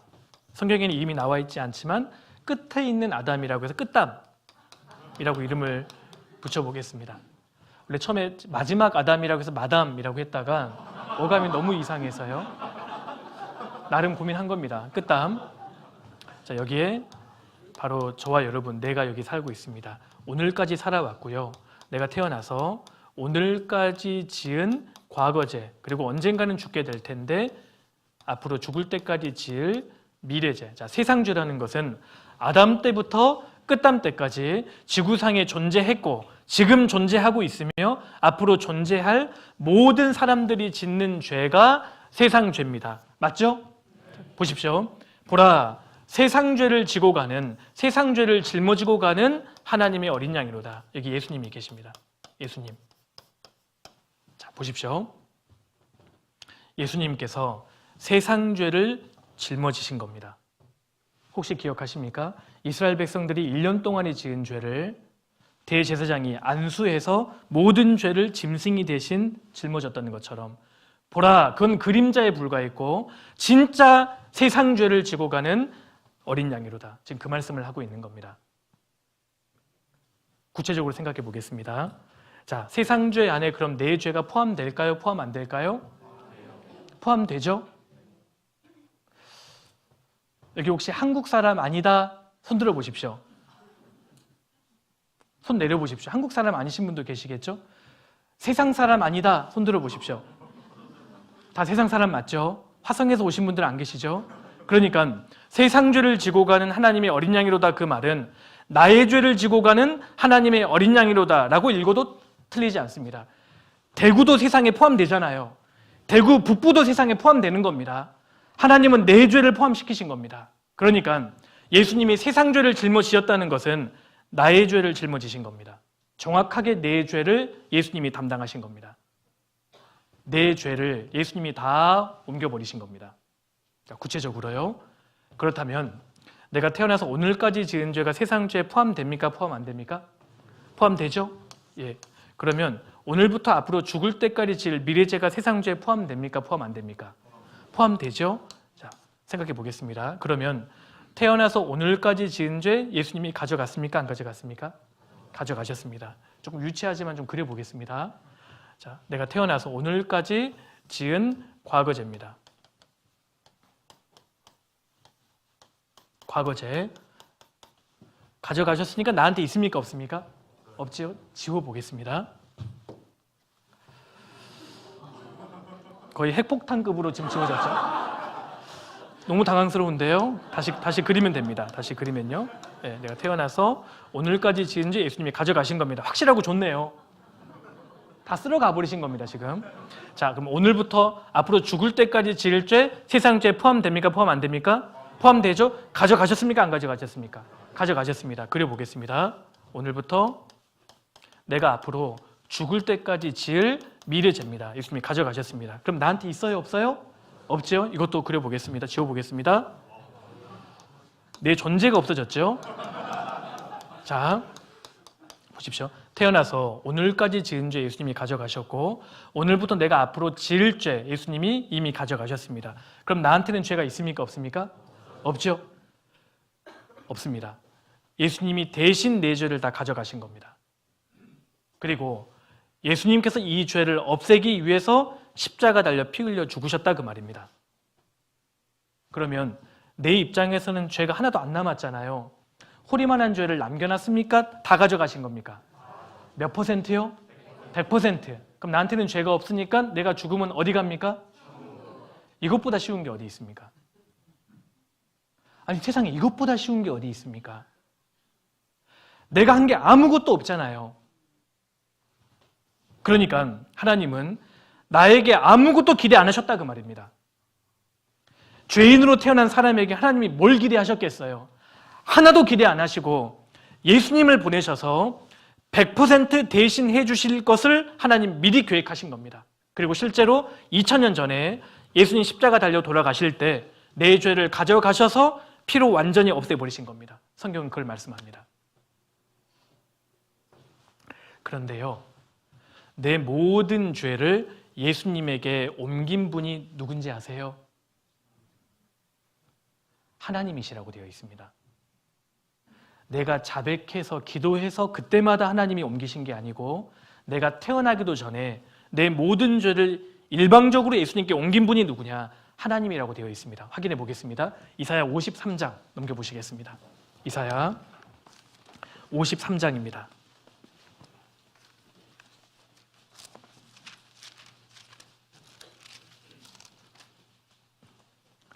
이사야 53장 6절입니다. 6절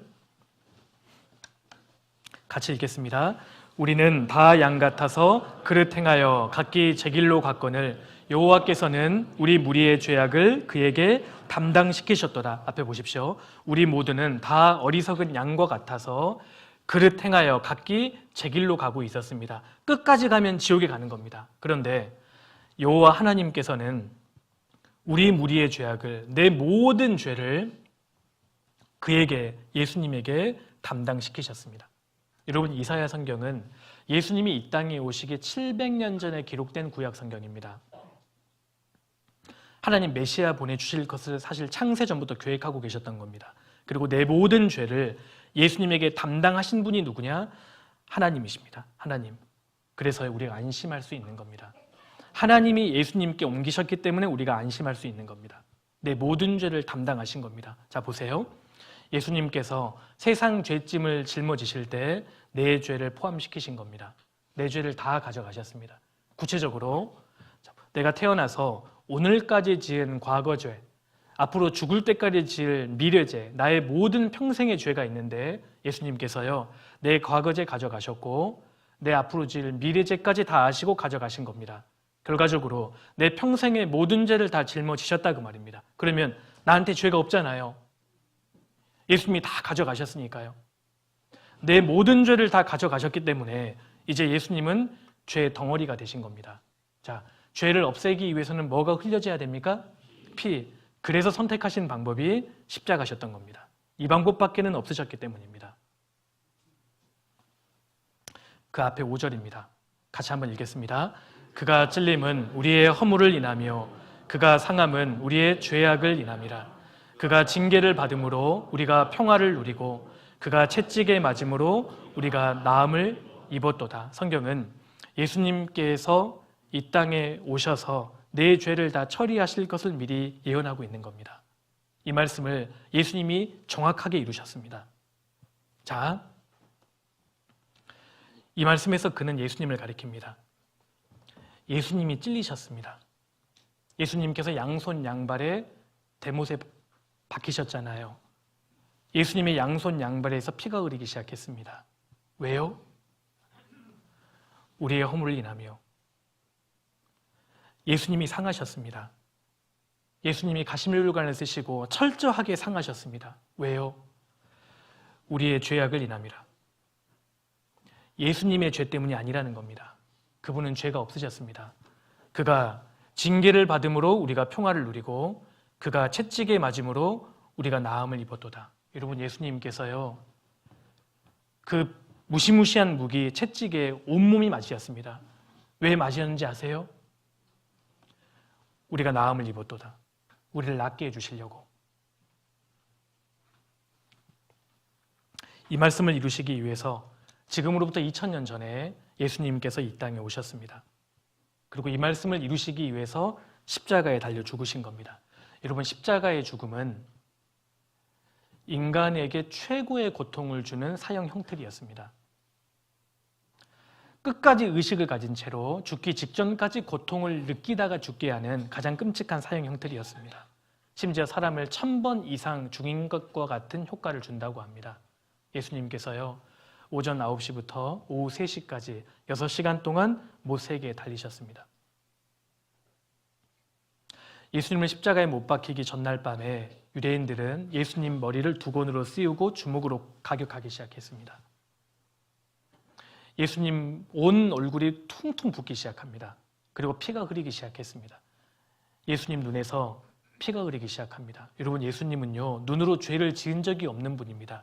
근데 죄 없으신 예수님 눈에서 왜 피가 흐르기 시작했을까요? 내가 눈으로 너무나 많은 죄를 지었기 때문입니다. 항상 은혜를 머금고 계셨던 예수님 입술에서 피가 흐르기 시작했습니다. 왜요? 내가 입으로 지은 죄를 대신 갚아주시려고. 피투성이가 된 예수님을 로마 군병들은 질질 끌고 가서 기둥에 묶어두고 채찍으로 내려치기 시작합니다. 여기 보십시오. 여러분, 그 당시 채찍은 보기만 해도 질려버린 무기였습니다. 쇠붙이라든지 동물 뼈조각이 달려있어서 한 번 내려칠 때마다 사람의 살갗을 갈기갈기 찢어버립니다. 어차피 내일 십자가에 죽을 사람이기 때문에 인정사정 봐주지 않습니다. 심지어 역사 기록을 보면 맞다가 죽어버린 사람도 있고 미쳐버린 사람도 있습니다. 예수님 끝까지 참으셨던 겁니다. 예수님께서는 끝까지 그 채찍에 맞으셨습니다. 왠 줄 아세요? 그가 채찍에 맞음으로 우리가 나음을 입었도다. 나를 낫게 해주시려고. 여러분, 그거 아십니까? 예수님 채찍에 맞으시는 동안 내 얼굴을 떠올리셨을 거예요. 예수님이 내 이름을 아십니다.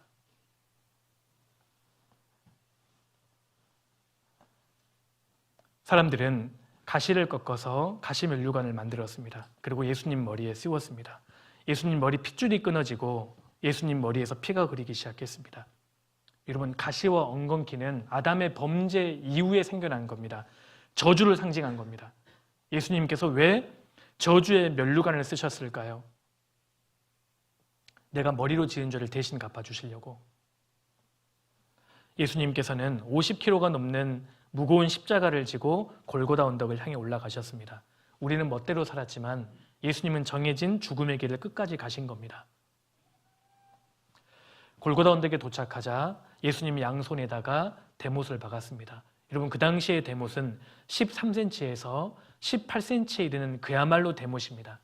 손바닥을 관통한 게 아닙니다. 손바닥을 관통하면 무게를 지탱할 수가 없습니다. 손목을 관통한 겁니다.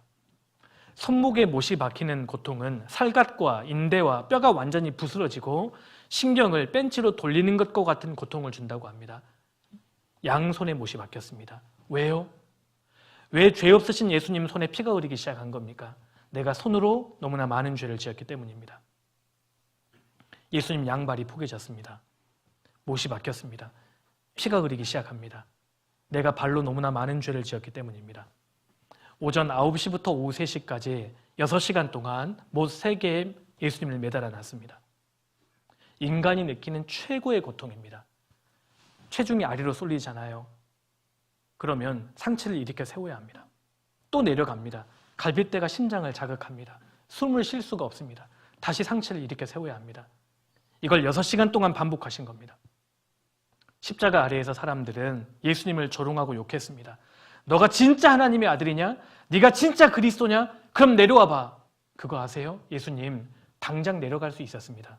그 못 뽑아버릴 수 있었습니다. 근데 끝까지 왜 참고 계셨을까요? 막아주신 거라고요. 하나님과 나 사이를 막아주신 겁니다. 예수님이 내려오시면 하나님께서 진노의 채찍을 나를 향하셨을 테니까 하나님 끝까지 막아주신 겁니다. 그가 상함은 우리의 죄악을 인함이라. 로마 군병이 예수님 옆구리에 창을 찔렀습니다. 남아있던 피와 물이 다 쏟아졌습니다. 왜요? 내가 가슴으로 지은 죄, 내가 마음으로 지은 죄를 대신 갚아주시려고 이 방법밖에는 없었다는 겁니다. 여러분, 우리 각자가 진짜 어린아이 같은 마음으로 십자가에 달려서 붉은 피를 흘리고 있는 예수님께 이렇게 질문할 수 있습니다. 예수님, 왜 그렇게 비참하게 죽으세요? 예수님 뭐라고 답하실까요? 내가 너를 위해 죽노라. 내가 너의 죄를 사하기 위해 이렇게 죽었노라. 당신 도대체 누구십니까? 왜 이렇게 죽으시는 거예요? 십자가에 달리셔서. 나는 너가 조롱했던 예수다. 나는 너가 믿지 않았던 예수다. 나는 너의 죄를 위해 대신 죽는 중이다. 틀림없이 그렇게 말씀하실 겁니다. 때론 나도 나를 용서하지 못하는데 그런 나를 위해서 대신 죽어주신 분이 계시는 겁니다. 예수님께서 죽으시는 장면을 영상으로 표현해 본 모습이 있는데요. 잠깐 보시겠습니다. 이 영상을 보시면서 각자 도대체 예수님이 왜 이렇게 비참하게 죽으셨을까? 내 죄를 사하기 위해 죽으셨다는 것을 기억하고 한번 영상을 보시기 바랍니다. 잠깐 강당 불을 좀 다 꺼주실 수 있으실까요? 예, 여기가 안 꺼지면 아무 의미가 없거든요. 예, 감사합니다. 예.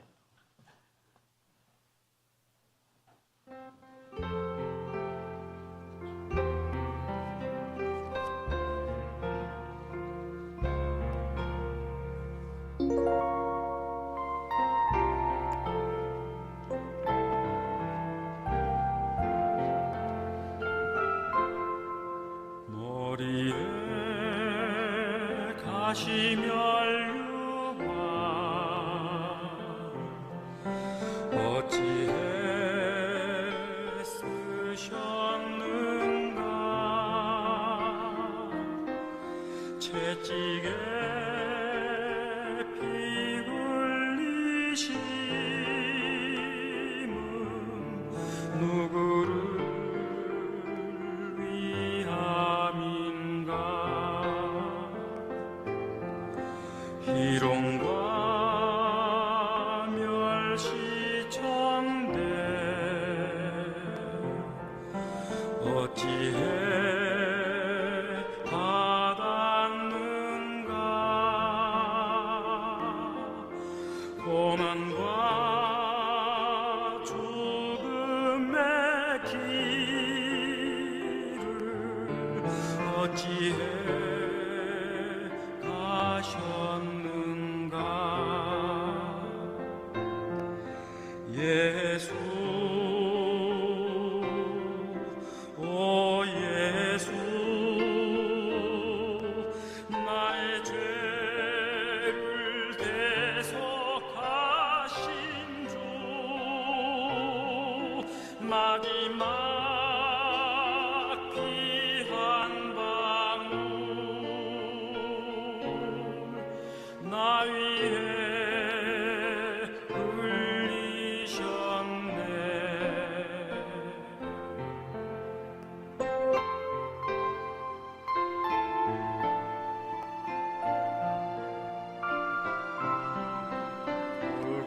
굵고나 험한 길을 어찌해 가셨는가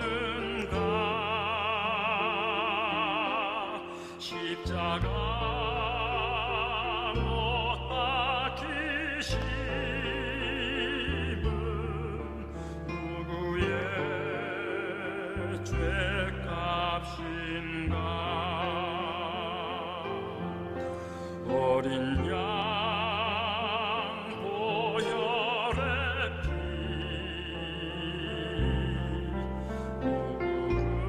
누구를 위함인가 끝없는 용서의 눈물 그 사랑 잊었는가 예수 오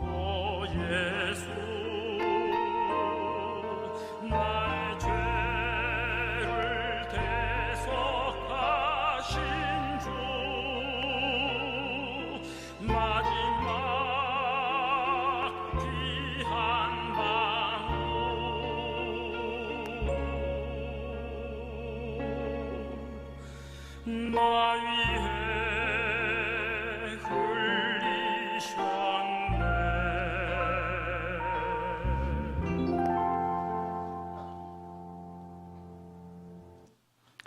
예, 불을 다시 켜주시면 감사하겠습니다. 배너라는 영화의 한 장면입니다. 많은 사람들이 배너 영화의 하이라이트를 꼽으라고 하면 전차경주하는 장면을 떠올립니다. 사실 그게 하이라이트가 아닙니다. 그 영화의 하이라이트는 바로 이 장면입니다. 배너의 어머니와 여동생이 문둥병에 걸리게 됩니다. 그 당시 문둥병자들은 사랑하는 사람들과 철저히 격리되어서 죽을 때까지 외롭게 살다가 죽습니다. 자기 살이 썩어 문드러져 감에도 불구하고 아무런 통증을 느끼지 못하는 정말 저주받은 삶이 문둥병자의 삶이었습니다. 그런데 예수님 피가 섞인 빗물에 몸이 닿자 문둥병이 깨끗하게 낫게 되는 그런 장면입니다. 사실 우리의 간증이기도 합니다. 우리는 죄라는 문둥병에 걸려 있었습니다. 하루하루 죄 때문에 지옥에 감에도 불구하고 모르고 있었습니다. 그런데 이 비참한 인생 가운데 예수님께서 십자가에 못 박혀 돌아가셨다는 사실이 들렸습니다. 그 피가 내 죄를 완벽하게 사했다는 사실을 마음 가운데 믿어질 때, 그 사실을 내가 받아들일 때 내 죄가 사해지고 하나님 앞에 깨끗한 사람, 의인 되게 되는 겁니다. 사실 우리의 간증이기도 합니다. 예수님께서 내 모든 죄를 피 흘려 사해 주셨습니다. 이 사실을 믿을 때 우리는 구원을 받게 됩니다. 하나님께서는 너무 쉽게 천국 갈 수 있는 방법을 정해 두셨습니다. 자, 예수님께서 십자가에 못 박혀 돌아가시기 전에 끝까지 힘을 내서 우리에게 들려주시고자 했던 문장 하나가 있습니다. 그 고통 가운데에서 끝까지 힘을 내서 한 문장을 우리에게 말씀하셨습니다. 유언과 같은 말씀을 남기셨습니다. 뭐라고 하고 죽으셨죠? 다 이루었다. 찾아보겠습니다. 요한복음 19장을 넘겨보겠습니다.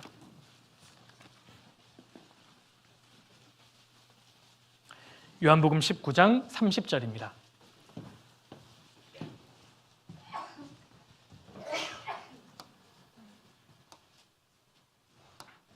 요한복음 19장 30절.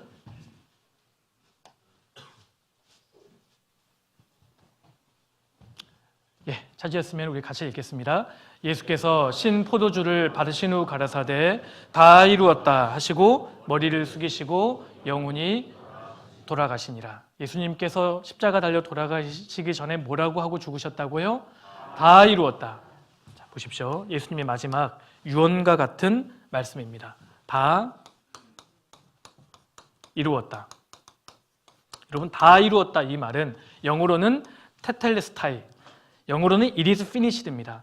내가 완전히 다 끝냈다. 완전히 종결시켰다. 이 다 이루었다의 아람어 원어가요, 그 당시 테텔레스타이입니다. 예수님께서 테텔레스타이 하고 죽으신 겁니다. 이 말은 그 당시 시장에서, 서문시장에서요, 물건을 사서 값을 주고 영수증까지 받았다, 그 뜻입니다. 그러니까 내가 다 지불했다, 다 갚았다, 그 뜻입니다. 자, 다 이루었다는 것은 내가 다 갚았다, 그 말입니다. 무엇을 다 갚았을까요? 죄를. 누구 죄요? 내 죄. 자, 다 갚았다는 것은 나의 죄값을, 나의 죄를 다 갚았다. 다는 몇 퍼센트죠? 100%. 나의 죄를 100% 다 갚았다, 그 뜻입니다. 자, 예수님 십자가 달려 돌아가실 때 오늘 이 사실을 들었습니다. 오늘이라 가정해 보겠습니다. 오늘. 자, 다 이루었다는 것은 내가 태어나서 오늘까지 지은 죄, 예수님이 갚았습니까? 안 갚았습니까? 갚았습니다. 내가 언젠가는 죽을 텐데 앞으로 죽을 때까지 지을 죄, 예수님 피가 갚았습니까? 안 갚았습니까? 갚았습니다. 이게 다 이루었답니다. 다 갚으셨습니다. 100%. 별로 감흥이 없으신 것 같은데요. 제가 돈으로 설명해 드릴게요. 이런 기능도 보셨습니까? 장난 아니시죠? 예, 자, 보십시오. 자, 다 이루었다는 것은, 자, 돈으로 좀 설명드릴게요. 여기 아버지가 계시는데요, 여기 아들이 있습니다. 아들이. 아버지는 너무 사랑도 많으시고 돈도 많으시고 아무튼 최고의 아버지십니다. 그런데 이 아들이 뭘 했는지 모르겠어요. 자식 농사는 잘못 지으신 것 같아요. 살다 보니까 100조의 빚을 졌대요. 아니 100억 빚 지는 것도 어렵거든요. 근데 100조 빚을 진 겁니다. 아들이 갚을 수가 없잖아요. 이제 갚아야 되는 기한이 점점 다가옵니다. 맛있는 걸 먹어도 맛을 모르겠습니다. 잠도 안 옵니다. 항상 불안해하며 살고 있는데 아버지가 이 소식을 들었습니다.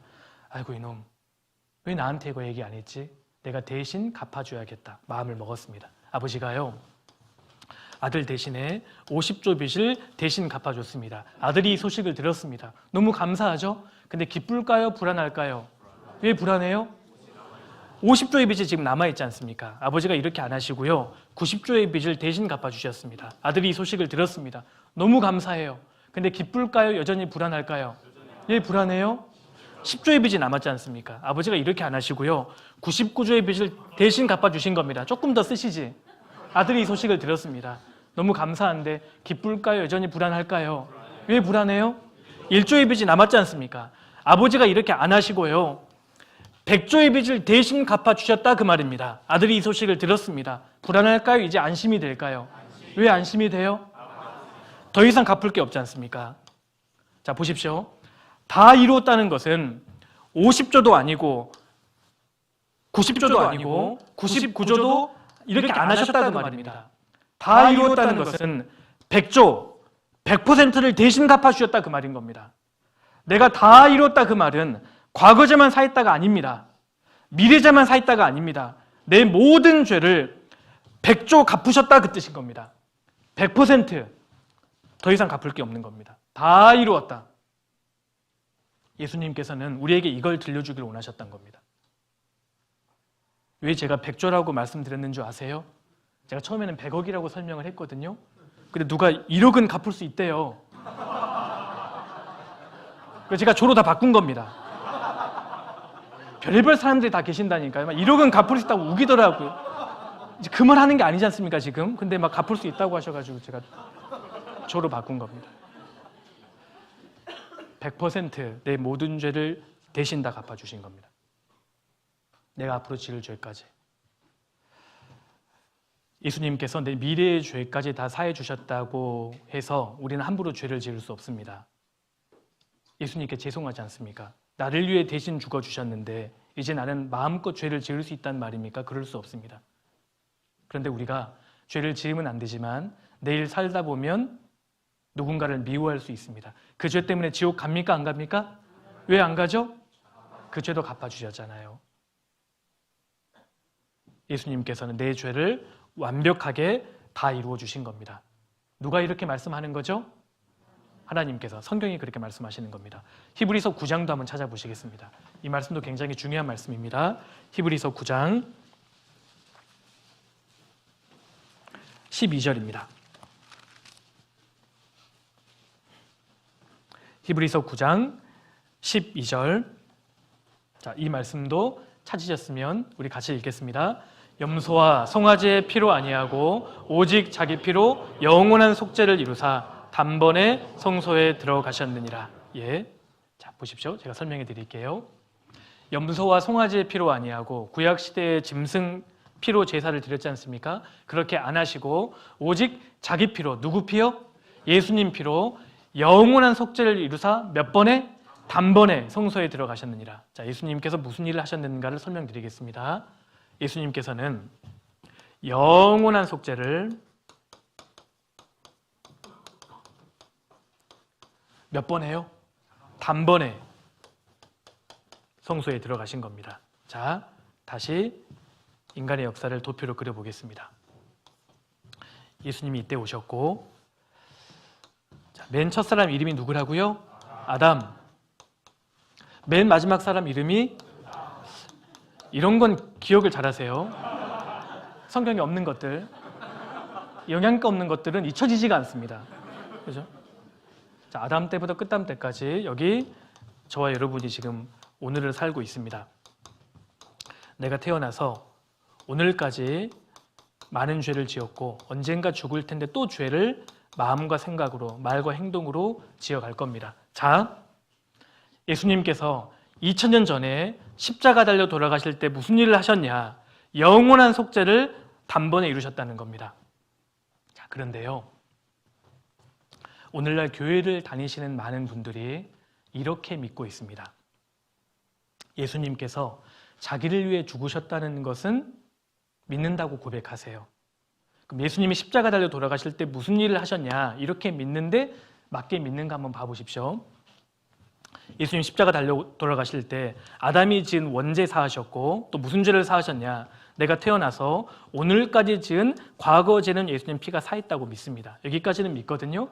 앞으로 지을 죄는요, 아직 안 사했다고 믿는 겁니다. 그럼 어떻게 해야 되느냐? 그래서 지금부터 교회를 다니고 헌금을 하고 죄를 지을 때마다 회개하고 자백하고 눈물을 흘리면 그때마다 예수님께서 죄를 사해 주실 거라고 믿는 겁니다. 여쭤볼게요. 이거 단번에 사하는 겁니까? 순차적으로 사하는 겁니까? 순차적으로 사하는 거잖아요. 이건 성경이 말하는 믿음이 아니라는 겁니다. 아니, 내 과거 죄는요, 예수님 피가 사하고 내 앞으로는 내 눈물과 내 기도와 내 열심히 산다는 말입니까? 이런 법이 어디 있습니까? 이건 믿는 게 아닙니다. 믿는 것처럼 보이는데 예수님 피를 믿는 게 아닙니다. 그런 분들께 여쭤보지 않습니까? 지금 돌아가시면 천국 가실 수 있으세요? 아휴, 아직 부족해서요. 뭐가 부족하다는 말입니까? 예수님 피가 부족하다는 말입니까? 자기 열심이 부족하다는 말입니까? 자기 열심이 부족하다는 거예요. 예수님 피를 믿는 게 아닙니다. 자기를 믿고 있는 겁니다. 이건 믿음이 아닙니다. 자, 만약에요, 예수님께서 내 과거 죄, 내가 지금까지 지은 죄만 사해 주셨다면 천국 갈 사람이 있을까요? 앞으로 죄 안 지을 자신 있으세요? 만약에 예수님께서 내 과거 죄만 사하셨다면 방법이 없는 건 아닙니다. 제가 가르쳐 드릴게요. 오늘 잘 오셨습니다. 자, 예수님이 내 과거 죄만 사하셨다면 방법이 크게 두 가지나 있어요. 많죠? 첫 번째, 이 복음이 믿어지는 순간 죽으시면 됩니다. 자, 내가 이 복음이 딱 믿어지잖아요. 시간 간격 없이 그냥 딱 죽어버리시면 돼요. 앞으로 자기도 모르게 죄를 지을 수 있지 않습니까? 너무 좀 폭력적이었죠? 네. 두 번째 방법을 제가 알려드리겠습니다. 예수님께서 내 과거죄만 사하셨다면 내가 앞으로 죄를 지을 때마다 예수님께서 이 땅에 오셔서 또 죽으시면 됩니다. 죽고 또 죽고 아마 하루에도 몇 번씩은 오셔야 될 겁니다. 그러지 않겠습니까? 이 방법밖에 없다니까요. 내 죄는 예수님 피밖에 못 없애는 겁니다. 내 과거죄만 사하셨다면 예수님은 계속 내가 죄를 지을 때마다 또 오셔야 된다는 결론이 나는 겁니다. 근데 성경이 뭐라고 말씀하신 줄 아세요? 예수님 그렇게 안 하시고 싶다는 겁니다. 자, 보세요. 9장 25절에 대제사장이 해마다 다른 것의 피로써 짐승의 피로써 성소에 들어가는 것 같이 자주 자기를 드리려고 아니하실지니 그리하면 그가 세상을 창조할 때부터 자주 고난을 받았어야 할 것이로되. 같이 읽겠습니다. 이제 자기를 단번에 제사로 드려.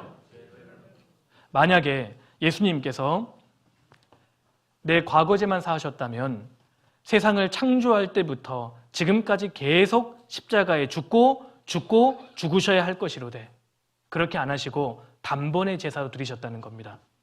자, 만약에 하나님께서요 인간에게 조건을 다시면 인간은 망하게 됩니다.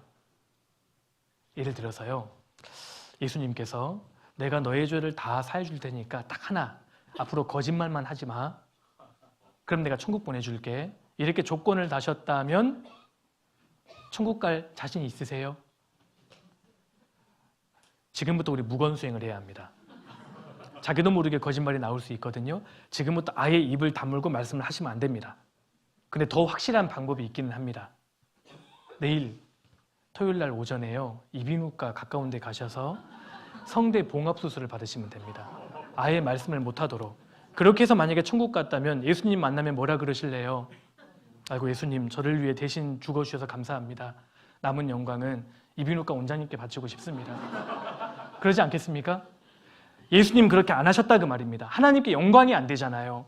자, 영원한 속죄를 단번에 사셨다 그 말은 예수님께서 2000년째 십자가 달려 돌아가실 때 아담의 원죄와 내가 태어나서 오늘까지 지은 죄는 말할 것도 없고 앞으로 죽을 때까지 지을 미래 죄까지 완벽하게 사셨다는 말이 되는 겁니다. 내 평생의 모든 죄를 예수님 피가 사해버린 겁니다. 이것이 영원한 속죄입니다.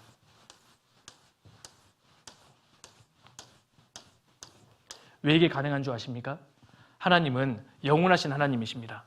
영원하신 하나님이 인간의 몸을 입고 이 땅에 오신 분이 예수님이신 겁니다. 그러니까 예수님도 영원하신 예수님이신 겁니다. 그러니까 시간과 공간 밖에 계신 하나님께서는 아담의 때와 2000년 전에 예수님의 때와 내가 태어날 때 그리고 지금 현재 내가 앞으로 죽을 때 그리고 끝담 때까지를 동시에 보시는 겁니다. 동시에. 영원하신 하나님은 하고자 하시는 걸 다 하실 수 있는 분인 겁니다. 시간추 밖에 계시니까요. 하나님 보시기엔 항상 현재 시제인 겁니다. 그러니까 내 평생의 모든 죄를 단번에 예수님 십자가 달려 돌아가실 때 내 죄를 사하실 수 있는 겁니다. 완벽하게 사하신 겁니다. 앞으로 몇 년 더 사시겠어요? 삶의 의지가 없어 보이시는데요. 앞으로 몇 년 더 사시겠습니까? 500년은 더 사셔야지요. 네? 앞으로 내가 500년을 더 산다 하더라도 500년 동안의 지을 죄 예수님 피가 사했습니까? 안 사했습니까?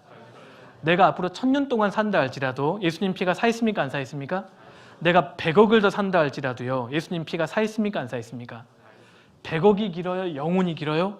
영혼이 깁니다. 그러니까 영원한 속죄라는 말은 내 평생의 모든 죄를 사했다 그 말입니다. 내 죄를 완벽하게 처리해 주신 겁니다.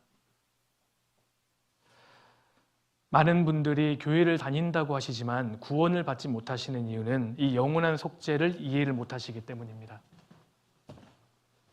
자, 예수님께서 십자가 달려 돌아가실 때 다 이루었다. 뭘 다 이루셨을까요? 내 죄를 사하는 일을 다 이루신 겁니다. 자, 보십시오. 세상 사람들입니다. 여기 저와 여러분 2026년도를 살고 있습니다. 세상 죄는 아담 때부터 끝담 때까지 세상 사람들이 짓는 모든 죄를 말합니다. 구체적으로 나의 과거, 현재, 앞으로 지을 미래 죄까지 이게 내 평생의 모든 죄입니다. 예수님께서 내 죄를 대신 다 짊어지신 겁니다. 그리고 십자가 달려 피 흘려 돌아가시고 다 이루었다. 내 죄를 사하시는 일을 다 이루신 겁니다. 스가랴 3장 9절에 이 땅의 죄악을 하루에 제하리라. 영원하신 하나님은 하고자 하신 일을 다 하실 수 있는 겁니다. 이 땅의 죄악을 하루에 제하실 수 있는 겁니다. 자, 보세요. 이 아저씨가요, 근심이 가득합니다. 죄 때문입니다. 구체적으로 내 현재, 과거, 현재, 미래 죄, 평생에 지은 죄 때문에 지옥 가게 생겼으니까요, 근심이 가득합니다. 자, 예수님께서요, 내 과거죄 사하셨죠? 현재 죄는요? 미래 죄는요? 사하셨습니다. 이것이 영원한 속죄입니다. 이것이 마음 가운데 깨달아지면 이 아저씨 보십시오. 웃고 계시죠? 모가지만 돌아가니까 좀 선뜻하긴 하지만 예수님께서 내 모든 죄를 100% 사했다라는 것이 마음 가운데 믿어질 때, 내가 이것을 믿을 때요, 마음속에 평안이 옵니다. 아휴, 됐다. 내 죄도 사하셨네? 아휴, 감사합니다. 믿음이라는 게 뭔지 아세요? 믿음이라는 것은 발 뻗고 자는 겁니다, 원래. 아휴, 됐다. 이게 믿음입니다. 아휴, 감사합니다. 내 죄도 사하셨네. 아휴, 이제 저도 됐습니다. 이게 믿음이고요. 이렇게 구원을 받는 겁니다. 마음속에 감사와 하나님 기쁨을 주시는 겁니다. 자, 이사야 40장 2절에 하나님 이렇게 말씀하시는 겁니다. 내 모든 죄, 그 모든 죄를 인하여 여호와의 손에서 배나 받았니라. 이 말씀이 어떤 뜻인 줄 아세요? 내가 100만 원 빚졌다면 예수님께서 200만 원 대신 갚아주셨다 그 뜻인 겁니다. 내가 1000만 원 빚졌다면 예수님 2000만 원 대신 갚아주신 거예요. 내 모든 죄에 대해서 배나 받았느니라. 완벽하게 내 평생의 모든 죄를 넉넉하게 갚았다 그 뜻입니다. 자, 우리는 영원한 속죄를 믿습니다. 제가 지역에서 간혹 이런 집회를 하면 이걸 여쭤보는데 완벽하게 마치신 교회가 사실 여태까지 한 군데도 없었습니다. 대구 중부는 과연 가능하실지 한번 보겠습니다. 자, 무엇을? 나의 모든 죄를 무엇으로요? 예수님 피로 몇 번에? 단번에 얼마만큼? 배나 갚음. 맞추신 분 없었죠? 마음이 너무 즐거워요. 이번에도 없었구나. 근데 이해는 다 하셨죠? 이해하시면 됩니다. 언제까지요? 영원히. 제가 난이도 조절에 실패한 겁니다, 사실은.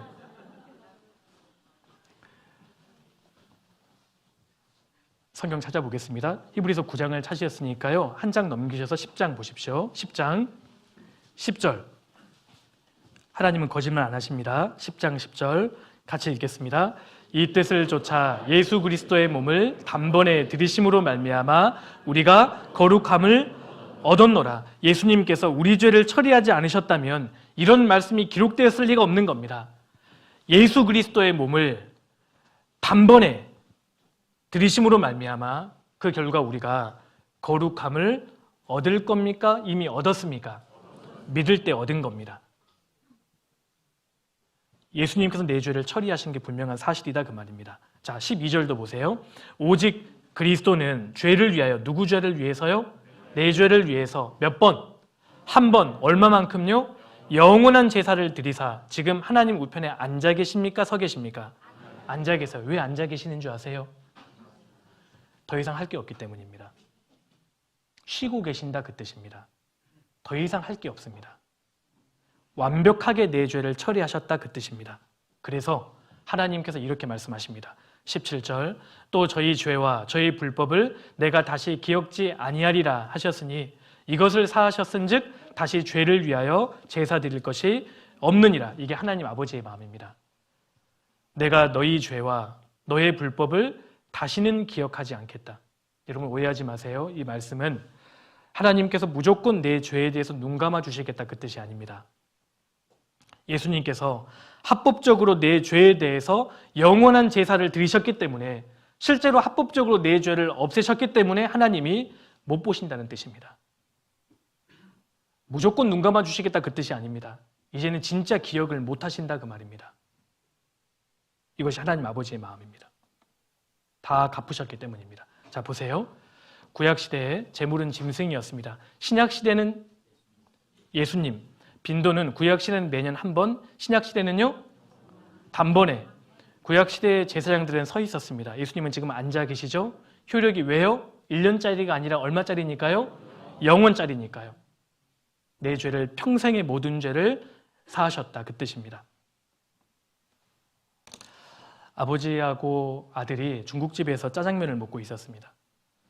근데 갑자기 아버지가 급한 약속이 생기셨어요. 아들아, 나 먼저 갈게. 내가 계산하고 갈게. 하고 다 계산하고 가셨습니다. 그리고 아들에게 영수증을 놓고 가셨어요. 아들이 혼자 열심히 맛있게 먹고 있었습니다. 근데 갑자기 주방장님이 돈 내래요.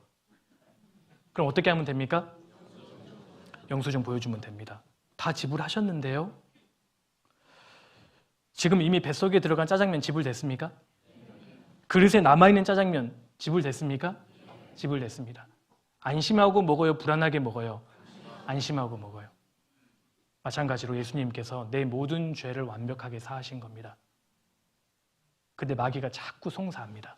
그때 뭘 보여주면 될까요? 영수증. 영수증이 뭔지 아세요? 성경입니다. 성경. 성경에 명확하게 써 있습니다. 내가 내 죄를 다시는 기억지 아니하리라. 그래도 못 믿은 분이 계셔서 제가 영수증 보여드릴게요. 구원 영수증 제가 떼왔거든요. 자, 구원 영수증. 자, 발행 하나님, 발행처 천국, 발행일 예수님 피로 죄사함 받은 날, 구매 품목은 구원입니다. 천국에 갈 수 있는 조건. 구매 금액은 나의 모든 죄. 결제 금액은 뭐예요? 예수님 피. 거스름도 남아있어요? 안 남아있어요? 할부 개월이 뭡니까? 죄는 할부가 안 됩니다. 죄를 할부로 끊을 생각하지 마세요. 일시불, 승인 번호는 하나님이 세상을 이처럼 사랑하사 영육구원. 유효일자 영원히 교환 환불은 불가하며 지불 완료되었으니 이를 믿으시면 됩니다. 자, 따라해 보세요. 죄는 일시불로 단번에 없앤다. 예수님이 완벽하게 없애신 겁니다. 그래도 안 믿어지시면 저한테 오세요. 영수증 제가 출력해 드릴게요. 완벽하게 사하신 게 맞습니다. 사람들이 이래도 안 믿으니까요. 하나님께서 계속 설명하시는 겁니다. 계속 믿게 하려고. 심지어 이렇게까지 말씀하세요. 제가 보여드릴게요. 이사야 44장 22절 같이 읽겠습니다.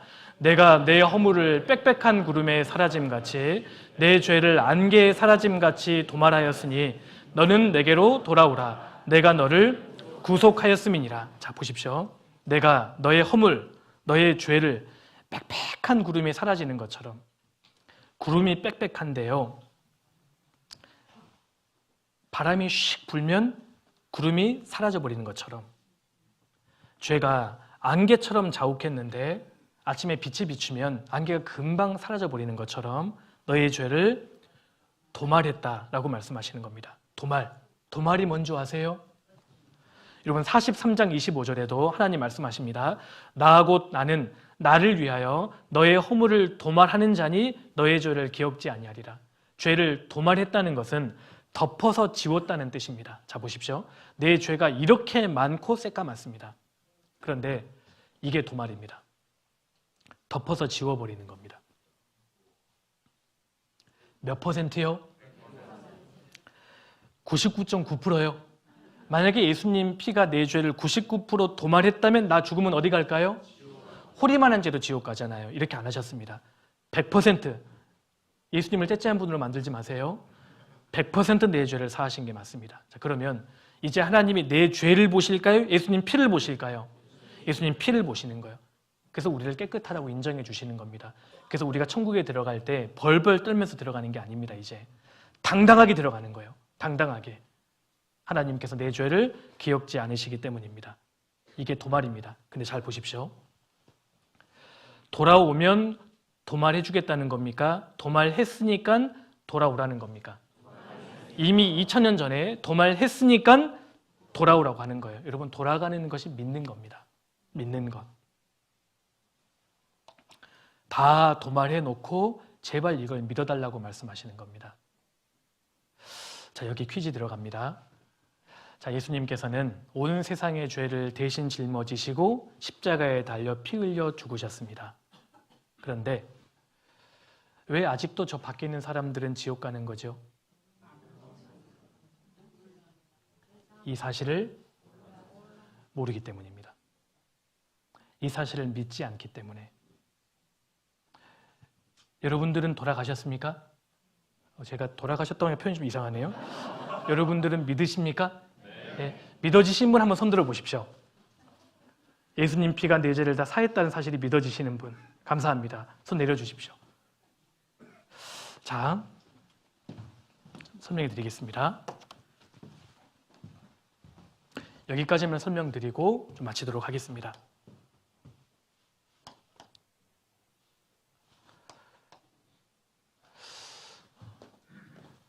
아직도 제가 적응이 잘 안 되네요. 예. 자, 여기 아버지가 계십니다. 그리고 아버지가 아들 3명을 낳으셨는데 아들이 3명이 있습니다. 아버지는 참 사랑도 많고 인자하신 분인데 자식 농사는 잘못 지으신 것 같습니다. 이 세 아들이 아버지의 돈을 훔쳐서 달아났습니다. 죄송합니다, 제가.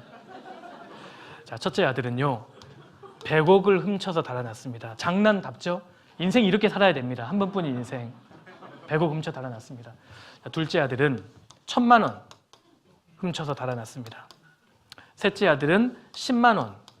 이러려면 왜 집을 나가는지 이해는 안 되지만 아무튼 10만 원 훔쳐서 달아났습니다. 아버지가요, 이놈들 잡히기만 해봐라. 내가 버릇 고쳐주겠다. 벼르고 계셨는데 5년이 지났습니다. 자식들이 아무 소식이 없습니다. 아버지가 자식 걱정할까요? 돈 걱정할까요? 누가 금방 돈 걱정한다고 하셨거든요. 그럴 수 있죠, 아버지께서요. 10년이 지났습니다. 자식들이 돌아오질 않습니다. 자식 걱정할까요? 돈 걱정할까요? 자식 걱정합니다. 살아는 있나? 이미 아버지 마음속에는요, 다 용서가 돼버린 겁니다. 이제 돈이 중요한 게 아닌 겁니다.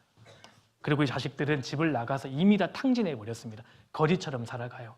이 아버지가 아들들에게 광고를 냈습니다. 신문 광고도 내고 인터넷 팝업창에도 광고를 띄웠습니다. 아들들아, 내가 너희를 다 용서했다. 제발 돌아만 와다오.